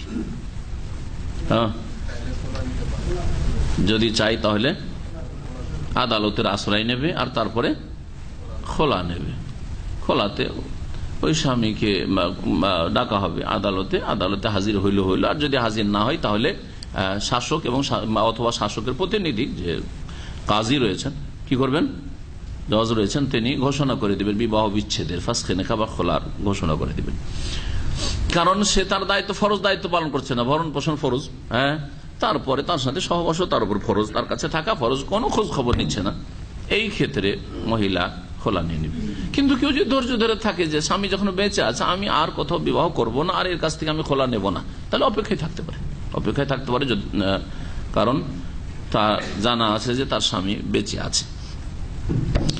কিন্তু নিখোঁজ ব্যক্তি এবং তার কোনো খোঁজ খবরও পাওয়া যায় না যে বেঁচে আছে কি না, এই অবস্থাকে 2 ভাগে ভাগ করা হয়েছে। একটি অবস্থা হচ্ছে আইয়াকুনা গালিবু গাইবাতি আসসালামা, নিখোঁজ কিন্তু তার সম্পর্কে অধিক সম্ভাবনা যে সে সহি সালামত আছে। কারণ সে হয়তো ব্যবসার সফরে গিয়েছিল, অথবা ভ্রমণে গিয়েছিল, অথবা কোনো জায়গায় লেখাপড়া করার জন্য গিয়েছিল। সাধারণত এরকম ক্ষেত্রে মানুষ বেঁচে থাকতে পারে, এমন জায়গায় যায়নি যেখানে ঝুঁকি রয়েছে জানের। ফাহাদা ইউনতাজারু ফি তামামাতি সিনা সানা মিন মুনযু বিলাদাতি, একদল ওলামার কাছে, তাদের মধ্যে ইমাম আহমদ বিন হাম্বলের ফতোয়া ভাষ্যকার উল্লেখ করছেন যে 90 বছর অপেক্ষা করবে। 90 বছর অপেক্ষা করবে। আপনার আশ্চর্য হয়ে গেলেন না? আরো আশ্চর্য ফতোয়া বলছি। 90 বছর কেন অপেক্ষা করবে? বলছে সাধারণত আজকালকার মানুষ, মানে আজকে থেকে 1200-1300 বছর আগের আইম্মায়ে কেরাম যখন মতামত পেশ করছেন, 1200 বছর আগের, ধরেন 1300 বছর আগের লোকেরা মোটামুটি 90 থেকে 100 বছর বাঁচত। আজকেও যারা মোটামুটি ভালো আয়ু পায় তারা 90 থেকে 100 বছর বাঁচতে পারে। তো 90 বছর অপেক্ষা করবে, তার জন্ম থেকে, ওর স্বামীর জন্ম থেকে শুরু করে 90 বছর অপেক্ষা করবে। বুঝা গেছে? এটা হচ্ছে একটি মত। আরো এর চাইতে বেশি একটা মত বলি। জি হ্যাঁ, হানাফি মযহাবে তার জন্য 105 বছর অপেক্ষা করবে। এটা একটি মত ইমাম আবু ইউসুফ অথবা ইমাম আবু হানিফার ছাত্রদের। জি হ্যাঁ, আর একটা হচ্ছে যে এর চাইতে বেশি, সারা জীবন অপেক্ষা করতে হবে ওর জন্য। জি, অপেক্ষা করবে। এগুলি হচ্ছে ওলামাদের মত মাত্র। কারণ তারা বলছে আসলে হচ্ছে যে বিবাহ বন্ধন বহাল আছে, বিবাহ বন্ধন, আর স্বামী বেঁচে আছে, আর স্বামীর বিবাহ বন্ধনে আছে। যখন বন্ধনে আছে তো কি করে ও এই অবস্থায় গিয়ে কোথাও বিয়ে করে নেবে? মাযহাবুল আইম্মা সালাসা ওয়া সাহিবাই আবি হানিফা আন্নাহু ইউনতাজারু বিহি হাত্তা ইয়াতাহাক্কাক মাউতুহু। বলছি অপেক্ষা করতে 90 বছর শুধু না, মোটামুটি সফরটা তার নিরাপদ সফর ছিল, কিন্তু খোঁজ পাওয়া যায় না বেঁচে আছে না মারা গেছে। বলছে অপেক্ষা করতে থাকবে যতক্ষণ পর্যন্ত তার মৃত্যু সম্পর্কে নিশ্চিত না হবে। তাহলে সেটা 90-এর বেশি তো হইতে পারে। কোনো খবর পাই না মৌতের, তা নিশ্চিত হইতে পারছেন না, বেঁচে থাকতে পারে, ইন্তজার করতে থাকবে। এটি হচ্ছে আবু হানিফা আর দুই সাথী মানে আবু ইউসুফ মুহাম্মদের মত এবং 3 ইমামের মত। আর একটি মত হচ্ছে 4 বছরের মত, আর একটি মত হচ্ছে 4 বছরের মত। কিছু গবেষক ওলামাদের ফতোয়া শুনেন, জি হ্যাঁ, গবেষক ওলামারা যাহাবা বাযুল মুহাক্কিকিন, তারা বলছে ইলা আন্নাল মাফকুদ ইউনতাজার হাত্তা ইয়াগলিবা আলা যান আন্নাহু গায়রু মাওজুদ। বলছেন নিখোঁজ ব্যক্তি সম্পর্কে অপেক্ষা করবে আর যতক্ষণ পর্যন্ত সে মোটামুটি তার ধারণাটা এইরকম বেশি না হয়ে যায় যে সে নেই, আসলে আর নেই। ওয়ান্না যালিকা লা ইউহাদ্দু বিতিসিনা সানা, সেটা 90 বছরে সীমিত নয়, আর অন্য কোনো এই রকমের সময় নির্ধারিত নেই, কারণ সময় নির্ধারণ করার কোনো দলিল কোরআন এবং হাদিসে নেই। শরীয়তের বিধান হচ্ছে যে মাতা তাজদার রসুল আল ইয়াকিন, যখন নিশ্চিত হতে পারছি না তখন সম্ভাবনার উপর আমল করব যে এই লোকের বেঁচে থাকার সম্ভাবনা আছে না নেই। দ্বিতীয় অবস্থা, দুটি অবস্থা বললো যে প্রথম অবস্থা ছিল যে এমন সফরে গেছে যেই সফরে জানের কোনো ঝুঁকি ছিল না, নিরাপদ মোটামুটি সফর ছিল। দ্বিতীয় অবস্থা হচ্ছে আইয়াকুনা গালিব গায়বাতি আল হালাক, এমন সফরে এমন অবস্থায় সে নিখোঁজ হয়েছে যে সম্ভাবনা বেশি যে সে ধ্বংস হয়ে গেছে, মারা গেছে। যেমন কামান রাকে বা ফি সাফিনাতিন, পানি জাহাজে উঠেছিল আর তারপর থেকে কোনো খোঁজ খবর নেই, তার সম্ভাবনা কি হয়েছে? হ্যাঁ, মারা গেছে। উড়োজাহাজে উঠেছিল আর তারপর আর কোন খবর, উড়োজাহাজ থেকে নেমেছে কিনা কোনো খোঁজ খবর নেই। আজকাল তো খবর পেয়ে প্রচার মাধ্যম মাশাআল্লাহ, হ্যাঁ, হাতের মুঠে, হ্যাঁ, সারা পৃথিবীর খবর। সুতরাং খবর পাওয়া যাচ্ছে কোন ফ্লাইটটি কত নম্বর ফ্লাইট ধ্বংস হয়েছে, হ্যাঁ, খবর পাওয়া যাচ্ছে। তাহলে তো নিশ্চিতই হওয়া যাচ্ছে মোটামুটি। এইরকম মেলা উদাহরণ হইতে পারে। কয়েক বছর আগের ঘটনা বলছি। আমাদের মাদ্রাসা মোহাম্মদ আরাবিয়া যে ঢাকায় রয়েছে আহলে হাদিসের বড় মাদ্রাসা, ওই মাদ্রাসার এক ছাত্র, সে ছাত্র জীবনে কয়েকটা বই লিখেছিল। আল্লাহ বাঁচিয়ে রাখলে হয়তো অনেক খেদমত তার দ্বারা হইতো। কি নামটা যেন বলতে পারবেন কেউ? খলিলুর রহমান মনে হয়, খলিলুর রহমান, হ্যাঁ হ্যাঁ। তো এই ছেলে মাশাআল্লাহ লেখাতে খুব পারদর্শী ছিল, লিখত ছাত্র জীবন থেকে। আর শেষ বছরে ছিল কি হয়তো ফারেক হয়ে গেছিল, জানি না, ঠিক মনে নেই।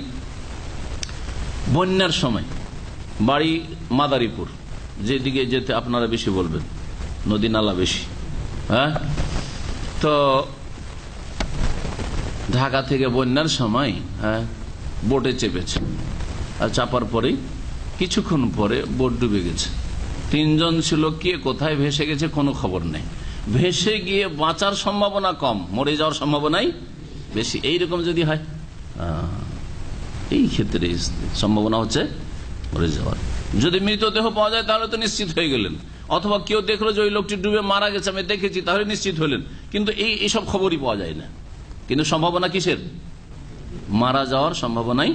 রাহিমাহুল্লাহ বলছেন যে হয়তো কোনো ব্যক্তি কামান রাখে বাফি সাফিনাতিন, জলজাহাজে চেপেছিল, ফাগারিয়াত, জাহাজটি ডুবে গেছে, ফানাজা বাদর কাবে, কিছু যাত্রী তো বেঁচে গেছে আর কিছু যাত্রী অফাকাদা আখার নিখোঁজ হয়ে আছে। যারা নিখোঁজ হয়ে আছে, বাঁচলো না বোঝাই মুশকিল, তাই না? এইরকম অকামান বে মাফাজাতি মিনাল আরদ, মরুভূমিতে সফর করছিল। মরুভূমিতে সফর করতে গিয়ে হতে পারে মারা গেছে। মরুভূমি জানেন আরবুল খালি, আরবিতে বলা হয় আরবুল খালি। খালি মানে হচ্ছে শূন্য, আর রব মানে হচ্ছে, হ্যাঁ, চতুর্থ অংশ, 1/4 অংশ। কোথায় আছে এটা? ইংরেজিতে বলা হয় এমটি কোয়ার্টার। সে এখান থেকে আপনি আলহাসা হয়ে আপনি কাতারের বর্ডার চলে যান, তার কাতার বর্ডার থেকে সালোয়া থেকে এগিয়ে চলে যান আপনি কোন দিকে? আরব আমিরাতের দিকে, বাথা। মাশাআল্লাহ, গেছেন নাকি ওই দিকে? যারা গেছে বাথার দিকে, এই দিকটাই এত বালি রয়েছে যে অনেক সময় মরুভূমিতে পুরোনো যুগে বালি উড়ে এসে মানুষকে উট সহ ঢেকে নিত, যখন উটের পিঠে সহ এত বালি উঠত। আমি মাঝে মধ্যে পত্রিকাতে পড়ি, এখানকার আরবি পত্রিকাতে, যে এই আরবুল খালিতে এখনো গাড়িতে 2 যুবক যাচ্ছিল আর ঝড় উঠে গেছে, আর এত বালি উড়ে এসছে যে রাস্তা বন্ধ হয়ে সেখানে তারা মারা গেছে, মৃতদেহ পেয়েছে। অথবা এমন পিপাসা লেগেছে যে পানির ব্যবস্থা নেই, পিপাসিত হয়ে মারা গেছে, হতে পারে না। তো এইরকম জায়গায় সফরে গিয়েছিল বা ভ্রমণে ঘুরতে গিয়েছিল। আও ফোকেদা মিমবাইন আলী, অথবা বাড়িতেই ছিল, বাড়ি থেকে স্কুলে গেছে, হ্যাঁ, শিক্ষক স্কুলে গেছে, তারপর নিখোঁজ নেই। কিডন্যাপ, আজকাল কিডন্যাপ খুব বেশি হচ্ছে, হ্যাঁ, এইরকম হয়েছে। এই অবস্থাগুলিতে বেঁচে থাকার সম্ভাবনা কম, মরে যাওয়ার সম্ভাবনাই বেশি। বলছে ফামিসলু হাযিহিল আহওয়াল ইউনতাযারু বিহি 4 সিনিন মুনযু ফুকিদ, যেই দিন থেকে নিখোঁজ হয়েছে ওই দিন থেকে 4 বছর অপেক্ষা করবে, ভাষ্যকার বলছেন। তারপরে ভাষ্যকার আরো বলছেন যে সত্যি কথা বলতে এই যে আন্নাহু লা দালিল আলা তাহদিদ ফিল কিসমাইনি, এই যে দুটো যে অবস্থা আমরা বললাম, এই ক্ষেত্রে সময় নির্ধারণ করা যে এতদিন স্ত্রী অপেক্ষা করবে এর ওপর কোনো শক্তিশালী দলিল নেই। এই মতটিও কার থেকে বর্ণিত? ওমর রাদিয়াল্লাহু তাআলা আনহুর ফতোয়া যে 4 বছর অপেক্ষা। তাহলে কি করতে হয়? বলছেন ফাহু আমরুন ইখতালিফু ইখতিলাফিল আজমিনা, যুগ জামানার খেয়াল রাখতে হবে, যোগাযোগ ব্যবস্থা কেমন রয়েছে, তারপরে মিডিয়াতে প্রচার মাধ্যমে কি খবরগুলি পাওয়া যাচ্ছে, তারপরে নিখোঁজ ব্যক্তির অবস্থার দিকে খেয়াল রাখতে হবে।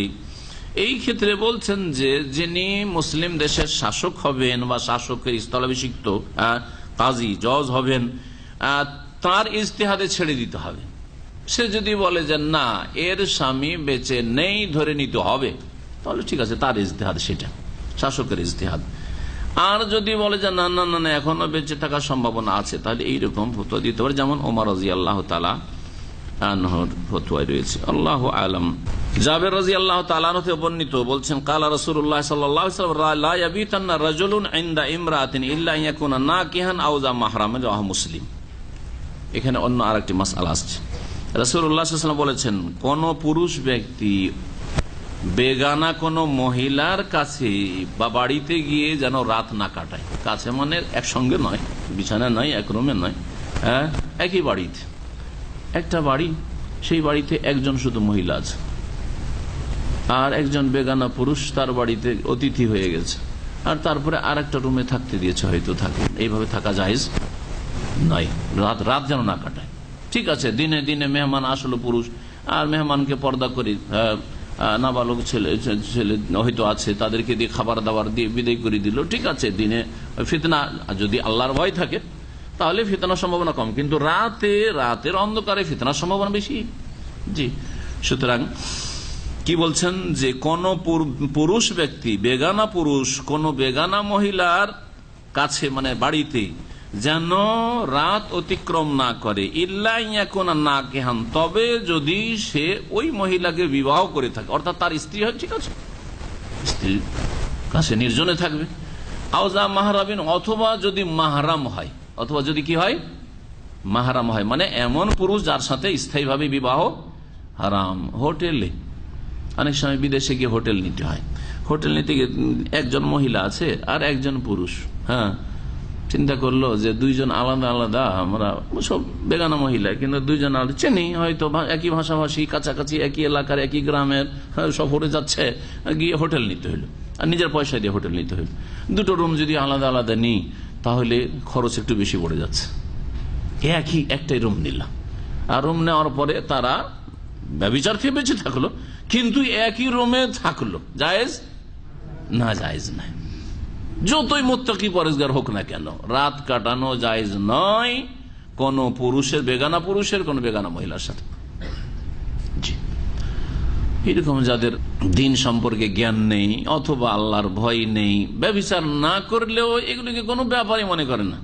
উমরাতে গিয়েছে অনেক নার্সগুলো, সিস্টারগুলো বা ডাক্তারগুলো যাদের স্বামী টামি নেই, উমরাতে যায়, কিন্তু এরা সাধারণত এমনি যায় না, দলবদ্ধ হয়ে হয়তো কয়েকজন মহিলা যাচ্ছে অথবা একটা ফ্যামিলি যাচ্ছে, এরকম করে যায়। কিন্তু ধরেন চলে গেছে, যেভাবে হোক না কেন গেছে, যাওয়ার পরে পুরুষরা হোটেল নিচ্ছে, ওর মধ্যে একজন পুরুষ আর মহিলা হোটেল নিল, যদিও তারা ভালো থাকে, যদিও আল্লাহর ভয় থাকে, শরীয়তের বিধানে এইরকম নির্জনতা জায়েজ নয়। রাওয়াহু মুসলিম, সহিহ মুসলিমের হাদিস। আব্দুল্লাহ বিন আব্বাস রাদিয়াল্লাহু তাআলা আনহু থেকে এই মর্মে আরেকটি হাদিস বর্ণিত রয়েছে, নবী কারীম সাল্লাল্লাহু আলাইহি ওয়াসাল্লাম বলেছেন লা ইয়াখলুওয়ান্না রাজুলুন বিইমরাআতিন। আগের হাদিসটি ছিল রাত যাপন করা সম্পর্কে, এই হাদিসে রয়েছে নির্জনতা অবলম্বনের মাসআলা। কোন পুরুষ ব্যক্তি, বেগানা পুরুষ যেন নির্জনতা অবলম্বন না করে বিইমরাআতিন, কোন বেগানা মহিলার সাথে, ইল্লা মাজি মাহরামিন, তবে যদি মাহরাম হয়, যার সাথে স্থায়ীভাবে বিবাহ হারাম, তার সাথে নির্জনতা অবলম্বন করতে পারে, রাত্রি যাপন করতে পারে। একই রুমে মা ছেলে থাকতে পারে, ফিতনা মুক্ত থাকতে হবে যাতে করে ইমান আবার দুর্বল না হয়। ভাই বোন থাকতে পারে, ভাই বোন একই রুমে মাহরাম থাকতে পারে, এইরকমই বাপ মেয়ে থাকতে পারে, এইরকমই যে কোনো সম্পর্ক নেন মাহরাম, এক কথাই যার সাথে স্থায়ী বিবাহ হারাম, অন্য কেউ নেই, কিন্তু সে মাহরাম যেহেতু, সুতরাং তার সাথে নির্জনতা অবলম্বন জায়েজ আছে, নির্জনতা অবলম্বনও জায়েজ আছে, আর রাত যাপন করাও জায়েজ রয়েছে। নির্জনতার বিষয়টি অত্যন্ত ব্যাপক আকার ধারণ করেছে আজকাল। একটা গাড়িতে যারা ওই আপনার এখানে করে কি বলে মহিলাদেরকে নিয়ে যায় বিভিন্ন জায়গায় পৌঁছায়, আরবিতে মিশওয়ার বলে, কি বলবেন এটাকে? হ্যাঁ, আরবি বলবেন, ভাড়া টানে, মাশাআল্লাহ, ভাড়া টানে, ঠিক আছে, ভাড়া টানে। একজন মহিলার সাথে কন্ট্যাক্ট করেছে, ওকে স্কুলে পৌঁছায়, দামাম থেকে খবর পৌঁছায়, এখান থেকে জোবাইল পৌঁছায়। জি হ্যাঁ, যখন এক গাড়িতে একজন চালক আর তার সাথে একজন মহিলা বসলো, নির্জনতা হচ্ছে না? হচ্ছে না? নির্জনতা হচ্ছে, অবশ্যই হচ্ছে, জায়েজ, চিন্তার বিষয়। জি, আর এগুলি অনেকে করছেন, অনেক ধার্মিক লোকেরা এগুলি করেছেন, এসব চিন্তার বিষয় রয়েছে। হ্যাঁ, যে দুজন মহিলা হয়ে যায়, তিনজন মহিলা হয়ে যায়, পেছনে তিনজন মহিলা বসে আছে আর একজন চালক, তাহলে যায়, তখন আর নির্জনতা, খালওয়াত যেটা বলে, নির্জনতা আর নেই। তাহলে এখানে ফিতনা থেকে অনেকটাই মুক্ত, কারণ তিনজন মহিলার সামনে কোনো কিছু হবে এই সম্ভাবনাটা কম এই পুরুষের সাথে। এর বিপরীতটা যদি হয়,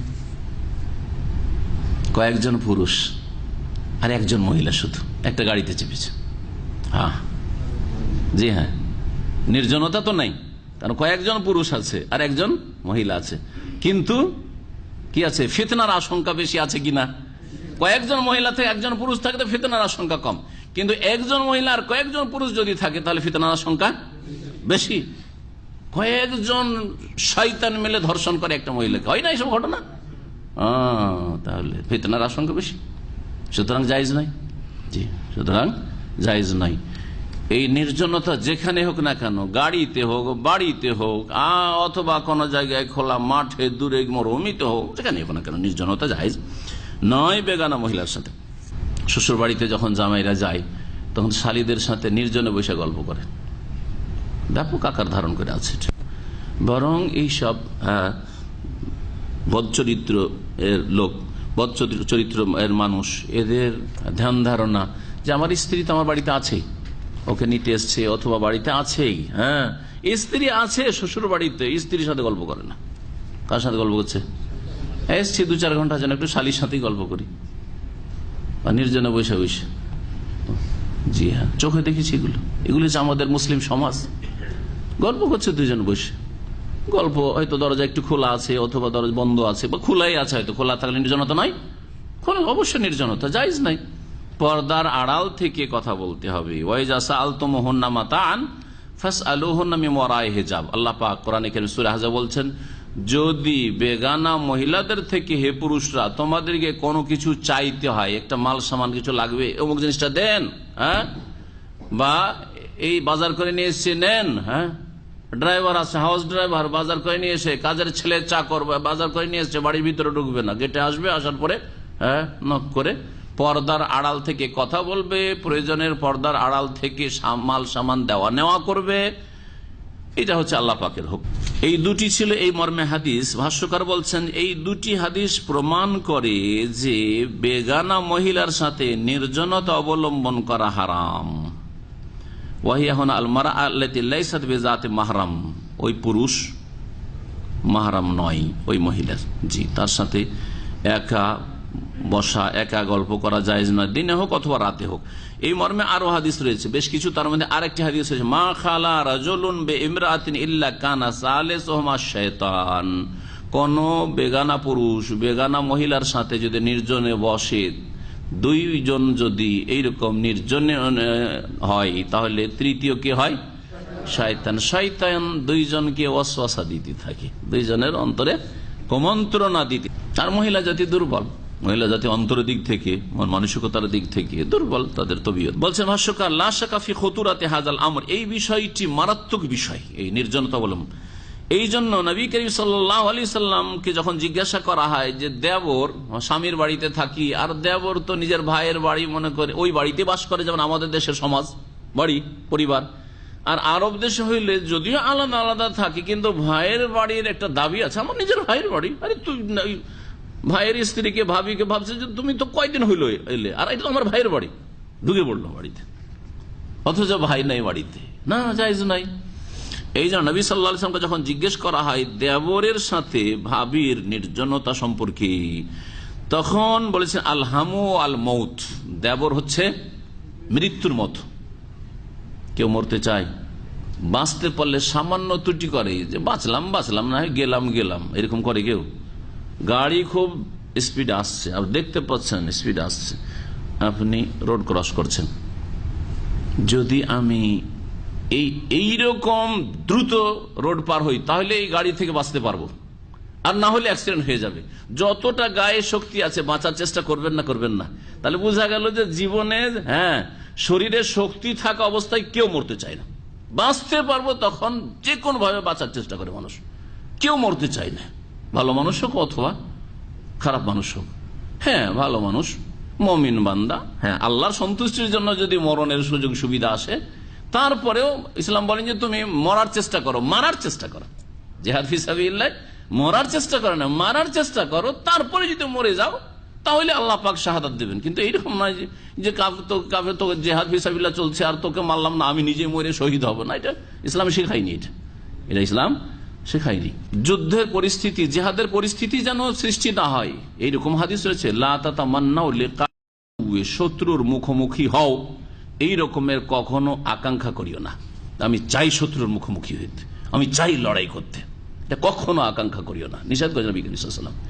কিন্তু যদি পরিস্থিতি এমন বাধ্য করেছে যে এখন জিহাদ করতেই হবে, লড়াই করতে হবে, ফাইজা লাকিতুমুহুম, যখন মুখোমুখি হয়ে গেছে আর উপায় নেই, করতেই হবে লড়াই, ফাসবুতু, তখন অটল থাকো, পিছপা হবে না। এটা হচ্ছে মর্দে মুজাহিদের বৈশিষ্ট্য। আকাঙ্ক্ষা করব না যে কারো সাথে লড়াই হোক, কিন্তু যদি লড়াই করতে হয় তাহলে নিরুপায় হলে পিছিয়ে সরছি না, সামনে বাড়বো। সামনে বাড়তে গিয়ে হয় মারো তো গাজী আর মারো তো শহীদ, একটি কথা রয়েছে আরবিতে। যদি কাফেরকে মারতে পারেন, যে কাফের হারবি কাফের যুদ্ধের ঘোষণা করেছে আপনার বিরুদ্ধে, তাকে মারতে পারলে আপনি হচ্ছেন গাজী যোদ্ধা, মেরে ফিরে আসতে পারলে। আর যদি মারে না, মানে নিজেই যদি মারা যান, তাহলে শাহাদাতের মর্যাদা পেলেন।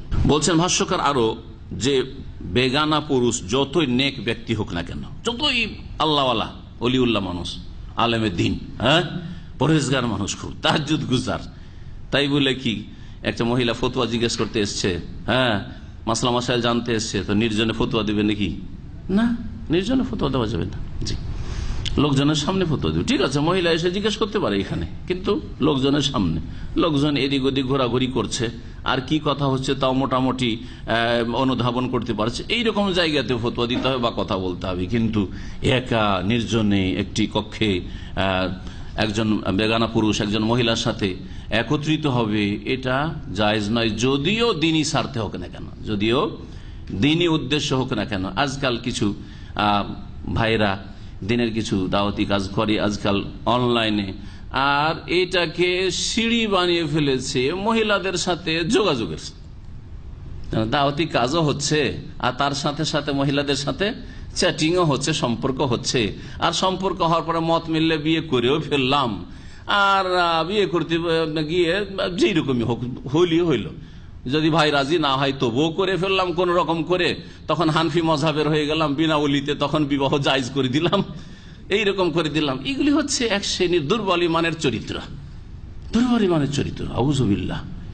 আপনি দিনের দাওয়াত করছেন, ইখলাস কোথায়? আল্লাহ সন্তুষ্টির জন্য, পরকালে মুক্তির জন্য, আপনার নেকির ব্যালেন্স বাড়াইবার জন্য, কোরআনের তালিম দেওয়ার দোহাই দিয়ে মহিলাদেরকে, কত দরদি মহিলাদের, যুবতী অবিবাহিতা মহিলা, তাদেরকে কোরআন তালিম দেওয়া শুরু করেছেন। আরে পুরুষগুলো কোরআন পড়তে জানে, ওদেরকে কোরআন পড়াও। আর মহিলাকে কোরআন শিখাতে হবে, তোমার স্ত্রীকে বল কোরআন পড়াক। আমরা কি কোরআন পড়াইতে পারবো না মহিলাদেরকে এখানে ইসলামিক সেন্টারে? আইনত বৈধ আছে আমাদের কাছে যে কয়েকজন মহিলাকে সামনে রেখে কোরআন শিখালাম, কিন্তু আমরা করি না কেন? মহিলাদের জন্য খাস বৈঠক কি করতে পারবো না? যে শুধু একদিন অমুক বারে শুধু মহিলা জমা হবে এবং তাদেরকে আমরা দিনের কথা শোনাবো, দিনই মাসাইল শিখাবো। হ্যাঁ, শরীয়ত বৈধতা। নবী সাল্লাল্লাহু আলাইহি ওয়াসাল্লামের কাছে দরখাস্ত করেছেন মহিলারা, যে ইয়া রাসূলুল্লাহ, আমরা পুরুষরা তো সবসময় দিন শিখতে পারছি, আমাদের জন্য একটা দিন ধার্য করে আমরাও কিছু শিখি, যদি ফিতনা মুক্ত হয়। কিন্তু আজকাল ফিতনার যুগ, আর ইন্টারনেট বড় ফিতনার যুগ, ফেসবুক আপনাদের বড় ফিতনার যুগ, হ্যাঁ, টুইটার বড় ফিতনার যুগ। হ্যাঁ, সুতরাং এই ফিতনার যুগে খুব দিন দরদি হয়ে আর নারী দরদি হয়ে, মুসলিম ভাই বোন দরদি হয়ে মহিলাদেরকে কোরআন শিখাতে শুরু করলেন। শয়তান তখন ওখানে ঢুকে গেল। হ্যাঁ, ঢুকে গিয়ে কোরআন আর কি শিখাবেন, কোরআনও শিখা হচ্ছে আর তার সাথে সাথে প্রেমও করা হচ্ছে। হ্যাঁ, আমরা ছোটকালে এই প্রবাদটা মুখস্থ করেছিলাম, হাটে গিয়ে কলাও বিক্রি করা হচ্ছে আর হিন্দুদের মেলাও দেখা হচ্ছে। কলাও বিক্রি করা হচ্ছে, নিয়ে গেছে বাড়িতে কলা বিক্রি করতে, কলাও বিক্রি করা হচ্ছে আর কি হচ্ছে, মেলাও দেখা হচ্ছে। তো এই হলো অবস্থা আজকাল। অনেক ভাইদের সতর্ক করছি, সাবধান করছি, ওই সব লোকদেরকে আল্লাহকে ভয় করুক তারা এবং তাদের গুমরাহি থেকে ফিরে আসুক। আর ওই রকমই তাদের আশেপাশে যারা রয়েছেন তাদের যেন ছোঁয়া না লাগে, এইরকম চরিত্র আপনাদের না হয়, না হইলে আখেরাত বরবাদ হয়ে যাবে। দিনের খেদমত করে দুনিয়ার গরজ করবেন, আর তাও জায়েজ গরজ নয়, অবৈধ হারাম গরজ, মারাত্মক বিষয়। এটা জায়েজ গরজও যদি হয়, আমি একটা বৈধ গরজ, আমি কিছু পয়সা ইনকাম করব, পয়সা ইনকাম করা তো জায়েজ, কিন্তু আপনি দিনের খেদমত করব এই শর্তে যে পয়সা আসুক, এটাই যদি জায়েজ না হয় শরীয়তে, তাহলে একটা মহিলাকে আপনি কোরআন শিখাতে যাবেন, আপনি তাকে আরবি শিখাতে যাবেন, তাকে ইসলামের মাসলা মাসাইল শিখাতে যাবেন। মহিলাদের জন্য আমি অনলাইনে ক্লাস নিচ্ছি, আজকাল সারা পৃথিবীতে, ভারত, বাংলাদেশ, পাকিস্তানে এইরকম অনেকে করছে। এই করতে গিয়ে কত যে ফিতনায় লিপ্ত হচ্ছে আল্লাহ পাক ভালো জানে। একজন আমেরিকার ভাই, আপনাদেরকে বলি না হলে বুঝতে পারবেন না, বাংলাদেশে গেছে, বাংলাদেশের মানুষ, কয়েক বছর আগে বাংলাদেশে যাওয়ার পরে তার স্বামী স্ত্রীতে মিল হয় না, স্ত্রীকে নিয়ে বাংলাদেশে সফরে গেছে। স্বামী স্ত্রী গিয়ে মাসলা জিজ্ঞেস করতে গেছে একজন আধা মৌলভী, হ্যাঁ, সৌদি আরবে ছিল। নাম বললে গিবত হবে, নাম না বললে গিবত হবে না, নাম বললে অনেকে চিনে ফেলবেন। সৌদি আরবে গেছে, তার কাছে মাসলা জিজ্ঞেস করতে গেছে। মাসলা জিজ্ঞেস করতে গিয়ে দুইজনে তর্কাতর্কি চলছে, স্বামী স্ত্রী। হ্যাঁ, আর তারপরে এমন একটা পরিস্থিতি হয়েছে যে মনে হয় দুইজনে সংসার কে চালাতে পারবে না, ভাঙন ধরবে, তালাক হয়ে যাবে। তখন ওই ভাই বলছে, আমেরিকার ভাই, যে শেখ আমি বসে ওকে জিজ্ঞেস করছি যে সহি আকীদার আলেম অথবা আরব দেশ থেকে গেছে আর কিছু দাওয়াতি কাজ করে, ওকে মাসলা জিজ্ঞেস করছি, ওর মধ্যেই সে আমাকে ফতোয়া দিচ্ছে যে অসুবিধা নেই, তালাক দিয়ে দেন।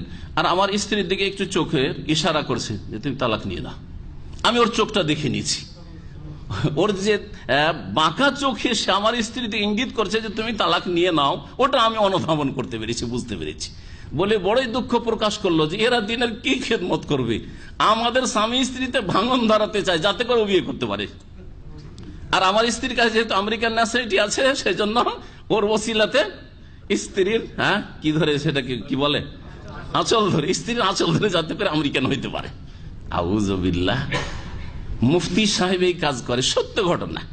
আমি সেই সময় রাস্তায় গাড়ি চালাচ্ছি অথবা একটা হাসপাতালের কাছে গিয়ে থেমেছি, ওই সময় টেলিফোন করছে, বাইকে চিনি, তখন ওর টেলিফোনটা উঠাইলাম। তো এই হলো অবস্থা, এগুলো সত্য ঘটনা বয়ান করছি যে কত লোক যে ইসলামের খেদমতের নামে নারীদের ফিতনায় লিপ্ত হচ্ছে আজকাল ইন্টারনেটের যুগে। আল্লাহ আপনাদের সকলের হেফাজত করে।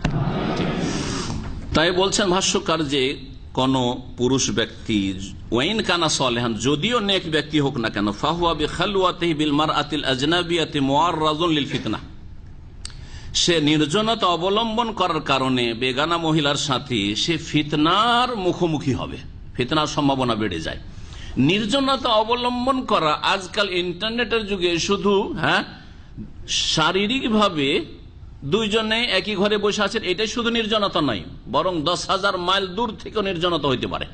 আপনি আপনার রুম বন্ধ করে অনলাইনে বসে আছেন, আর ওই মহিলাও সে অনলাইন হয়ে আছে, আর তারপরে সেও নির্জনে কথা বলছে, আপনিও নির্জনে কথা বলছেন। যে কোনো কথা হতে পারে কি পারে না? শয়তান এখানে তৃতীয় ব্যক্তি প্রবেশ করতে পারে কি পারে না? এই ফিতনাটাই হচ্ছে মারাত্মক ফিতনা আজকাল। এখানে একজন ইন্ডিয়ান লোক এমএনটি কোম্পানিতে থাকতো, যখন এমএনটিতে বক্তব্য করতে যেতাম তখন ও একদিন এসে বলছে, যদিও উর্দু ভাষী, কিন্তু ফতোয়া জিজ্ঞেস করতে এসছে আমাকে বাংলা। আলোচনা ছিল, আলোচনা শেষে বলছে, শেখ আমি অস্ট্রেলিয়ায় বিয়ে করবো। অস্ট্রেলিয়াতে বিয়ে করবে সে এক মহিলাকে। তো আমি বললাম যে আপনার স্ত্রী আছে? বলছে হ্যাঁ আমার স্ত্রী আছে, বাড়ি বোম্বাই।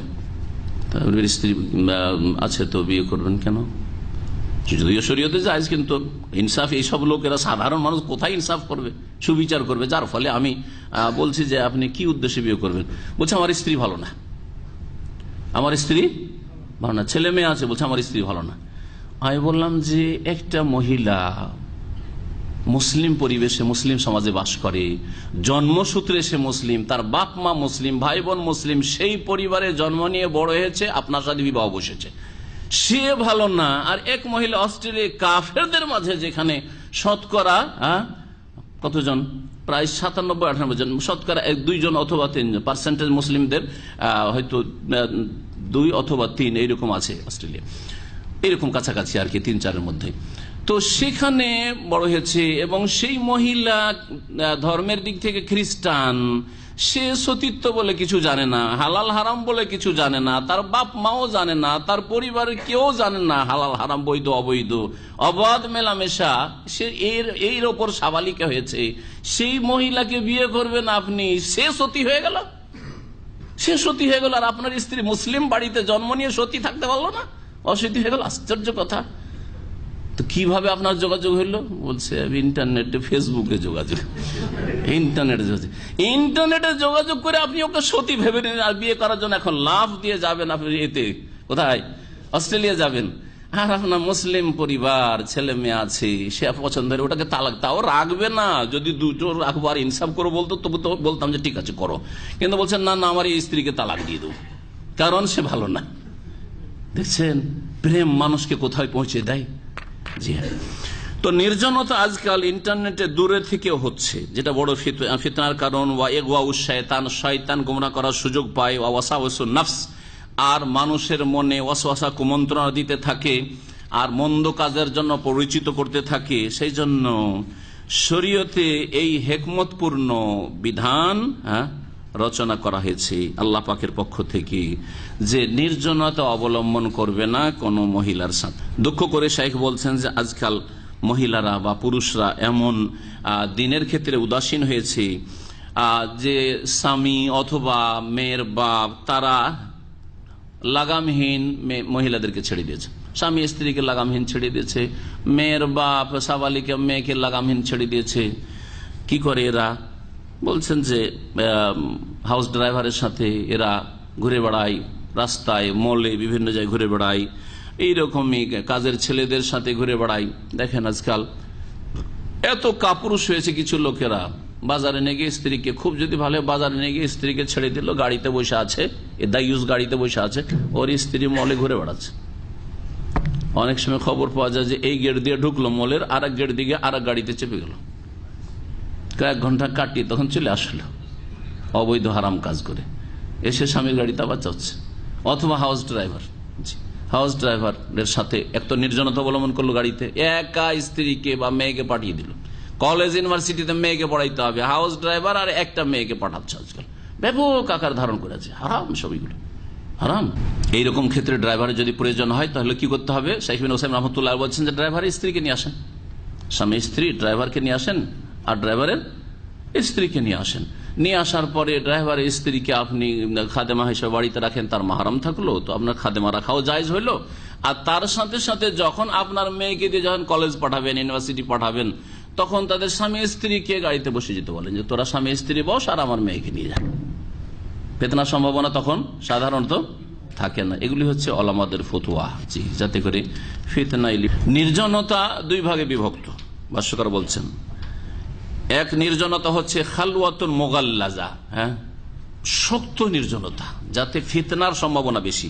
ওয়াহিয়া ইজতিমাউর রাজুল মারআতিল আজনাবিয়াতি মিনহু, বেগানা মহিলার সাথে কোন বেগানা পুরুষের একত্রিত হওয়া, ফি মাকানিন, এমন স্থানে, ইয়ামানানে ফিহি মিন ইত্তিলাইল গায়রি আলাইহিমা, দুইজনে কি কথোপকথন হচ্ছে বা কি করছে না করছে, কে কার গায়ে হাত দিচ্ছে, কেউ কিছু টের পায় না। এইরকম জায়গায় যদি নির্জনতা অবলম্বন করে তাহলে শক্ত নির্জনতা, যেটা স্পষ্ট হারাম। এর উদাহরণ হচ্ছে ইনফিরাদহুমা ফি সাইয়ারাতিন ফি শাওয়ারে, না প্রথমটি হচ্ছে যেমন রুমের মধ্যে অথবা গাড়িতেই যদি হয়, তো গাড়িতে বাইরে থেকে কিছু দেখা যাচ্ছে না যে ভিতরে কে আছে না আছে, এরকম যদি হয় তাহলে এটা হচ্ছে বড় ফিতনার সম্ভাবনা। আর দ্বিতীয় নির্জনতা হচ্ছে খালওয়াতুন মুখাফফাফা, হালকা নির্জনতা, সেটা হচ্ছে ইজতিমা রাজুল বিল মারআতিল আজনাবিয়্যাত মিনহু, বেগানা মহিলার সাথে বেগানা পুরুষের একত্রিত হওয়া, আমামান নাস, লোকজনের সামনে, রাস্তাঘাটের লোকজন যাতায়াত করছে আর গাড়িতে হয়তো একজন মহিলা আর একজন পুরুষ বসে আছে,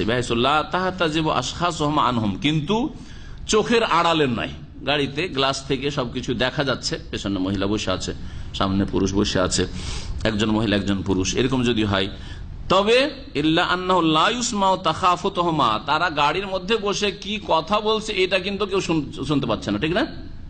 গাড়িতে যদিও গ্লাস দিয়ে দেখা যাচ্ছে যে কোথায় কে বসে আছে না আছে, তাদের নড়াচড়া দেখা যাচ্ছে, কিন্তু তাদের কথাবার্তা শোনা যাচ্ছে না। এর উদাহরণ হচ্ছে ইনফিরাদহুমা ফি সাইয়ারাতিন ফি শাওয়ারি, রাস্তাঘাটে, বাজারে, গাড়িতে নির্জনতা অবলম্বন, এটা সন্দেহের স্থান। এটা যদিও ওই রকম শক্ত নির্জনতা নয়, কিন্তু সন্দেহ এতে রয়েছে, সন্দেহ নেই, গল্প হইতে পারে। জি, আর এইরকম রিপোর্ট পাওয়া যায় অনেক সময়। আমি আমাদের ডিস্ট্রিক্টের একটি মেয়ের কথা জানি, কলেজ যেত রিক্সা চালকের সাথে, রিক্সায় কলেজ যেত, রিক্সায় কলেজ যেতে কলেজের মেয়ে ওই রিক্সা চালকের সাথে পালিয়ে গিয়ে বিয়ে করেছে। প্রেম কোথায় পৌঁছায় মানুষকে, এটা উদাহরণ দিলাম যে কত পার্থক্য। এটা ধনীর মেয়ে কলেজে লেখাপড়া করে, আর একটা রিক্সা চালক। সাধারণত রিক্সা চালকরা একেবারে আমাদের দেশে গরিব, অর্থের দিক থেকেও, চরিত্রের দিক থেকেও গরিবেরা, সব দিক থেকে, সামাজিক দিক থেকে, পারিবারিক দিক থেকেও, বংশ মর্যাদার দিক থেকে, জি হ্যাঁ, দিন তাকওয়ার দিক থেকেও মুত্তাকি কোথায় পাবেন এগুলোর মধ্যে? অধিকাংশরা মদ টদ খায়, ইল্লা মাশাআল্লাহ কিছু হাজারে দুই একটা ভালো মানুষ আছে, অভাবের কারণে হয়তো রিক্সা চালাচ্ছেন, ওর সাথে কলেজ ছেড়ে পালিয়ে গেছে। জি হ্যাঁ, তাহলে কি ফিতনা হতে পারে না? আর এটা সারা বিশ্বের কথা বলছে, কোনো বিশেষ একটা দেশের কথা বলছি না। আবু সাইদ খুদরি রাদিয়াল্লাহু তাআলা আনহু থেকে বর্ণিত, নবী করিম সাল্লাল্লাহু আলাইহি ওয়াসাল্লাম বলেছেন, ফি সাবায়া আওতাস, আওতাসের যুদ্ধ হয়েছিল, তাতে যে বন্দীরা, দাস এবং দাসীরা বন্দী হয়েছিল কাফেরদের, যখন কাফেররা সেখানে পরাজিত হয়েছিল, বন্দী হয়েছিল দাস দাসীর মহিলারা, পুরুষরা, তখন নবী সাল্লাল্লাহু আলাইহি ওয়াসাল্লাম মুজাহিদদের মাঝে দাসীদেরকে ভাগ করে দিয়েছিল, ওই বন্দী মহিলাদেরকে ভাগ বন্টন করে দিয়েছিলেন। দুপুরবেলা যারা তাফসীরে ছিলেন বলেছি, তাই না? ভাগ বন্টন, এটা হচ্ছে শরীয়ত সম্মত দাস প্রথা। জি, সেই সময় বলেছেন, লা তুতা হামিলুন হাত্তা তাদা, কোন মহিলা যদি গর্ভধারণকারিণী হয় তাহলে যেন তার সাথে সহবাস না করা হয় অতক্ষণ পর্যন্ত, যতক্ষণ পর্যন্ত বাচ্চা প্রসব না করবে। কারণ একটা বাচ্চা আছে আগের স্বামী, সে কাফেরই হোক, আর তারপরে সহবাস শুরু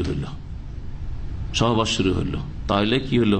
অন্যের জমিতে সেচ করা হইলো। আগের হাদিসটি এখন মনে করেন যে অন্যের জমিকে নিজের পানি দিয়ে সেচ করবে না, মানে একজন সহবাস করেছে আর এখনো তার জরায়ু শূন্য হয়নি, তাতে হয় বাচ্চা ধরে আছে, অথবা বাচ্চা ধরার সম্ভাবনা আছে, সহবাস মাসিক হয়নি, সহবাস করা শুরু করলেন, এটা জায়েজ নয় দাসীদের ক্ষেত্রেও আর বিবাহের ক্ষেত্রেও। ওয়ালা গায়রু যাতে হামলিন, আর যদি গর্ভধারণকারিণী কোনো দাসী না হয়, পেটে বাচ্চা নেই, তবে কমপক্ষে সম্ভাবনা আছে যে সহবাস করে এসছে, যুদ্ধের মাঠে বন্দী হয়েছে, তার 2-4 দিন আগে সহবাস হয়েছে, গর্ভধারণ করে নিতে পারে। হাত্তা তাহিজা, নিশ্চিত হওয়ার জন্য যে গর্ভ ধারণ করেনি, এটা নিশ্চিত হওয়ার জন্য কি করতে হবে? 1 মাসিক অতিক্রম করতে দিতে হবে, তারপরে মনিব দাসীর সাথে সহবাস করতে পারবে।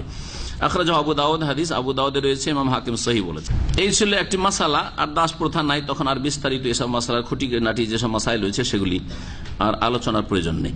আবু হুরায়রা রাদিয়াল্লাহু তাআলা আনহু থেকে বর্ণিত, তিনি বলছেন যে নবী করিম সাল্লাল্লাহু আলাইহি ওয়াসাল্লাম বলেছেন, আল ওয়ালাদু লিল ফিরাশ, সন্তান ছেলে হোক অথবা মেয়ে হোক, সন্তান হবে বিছানার মালিকের, বিছানা যার তার সন্তান সাথে সন্তান সম্পৃক্ত হবে। বিছানা বলতে এখানে মহিলাকে বোঝানো হয়েছে।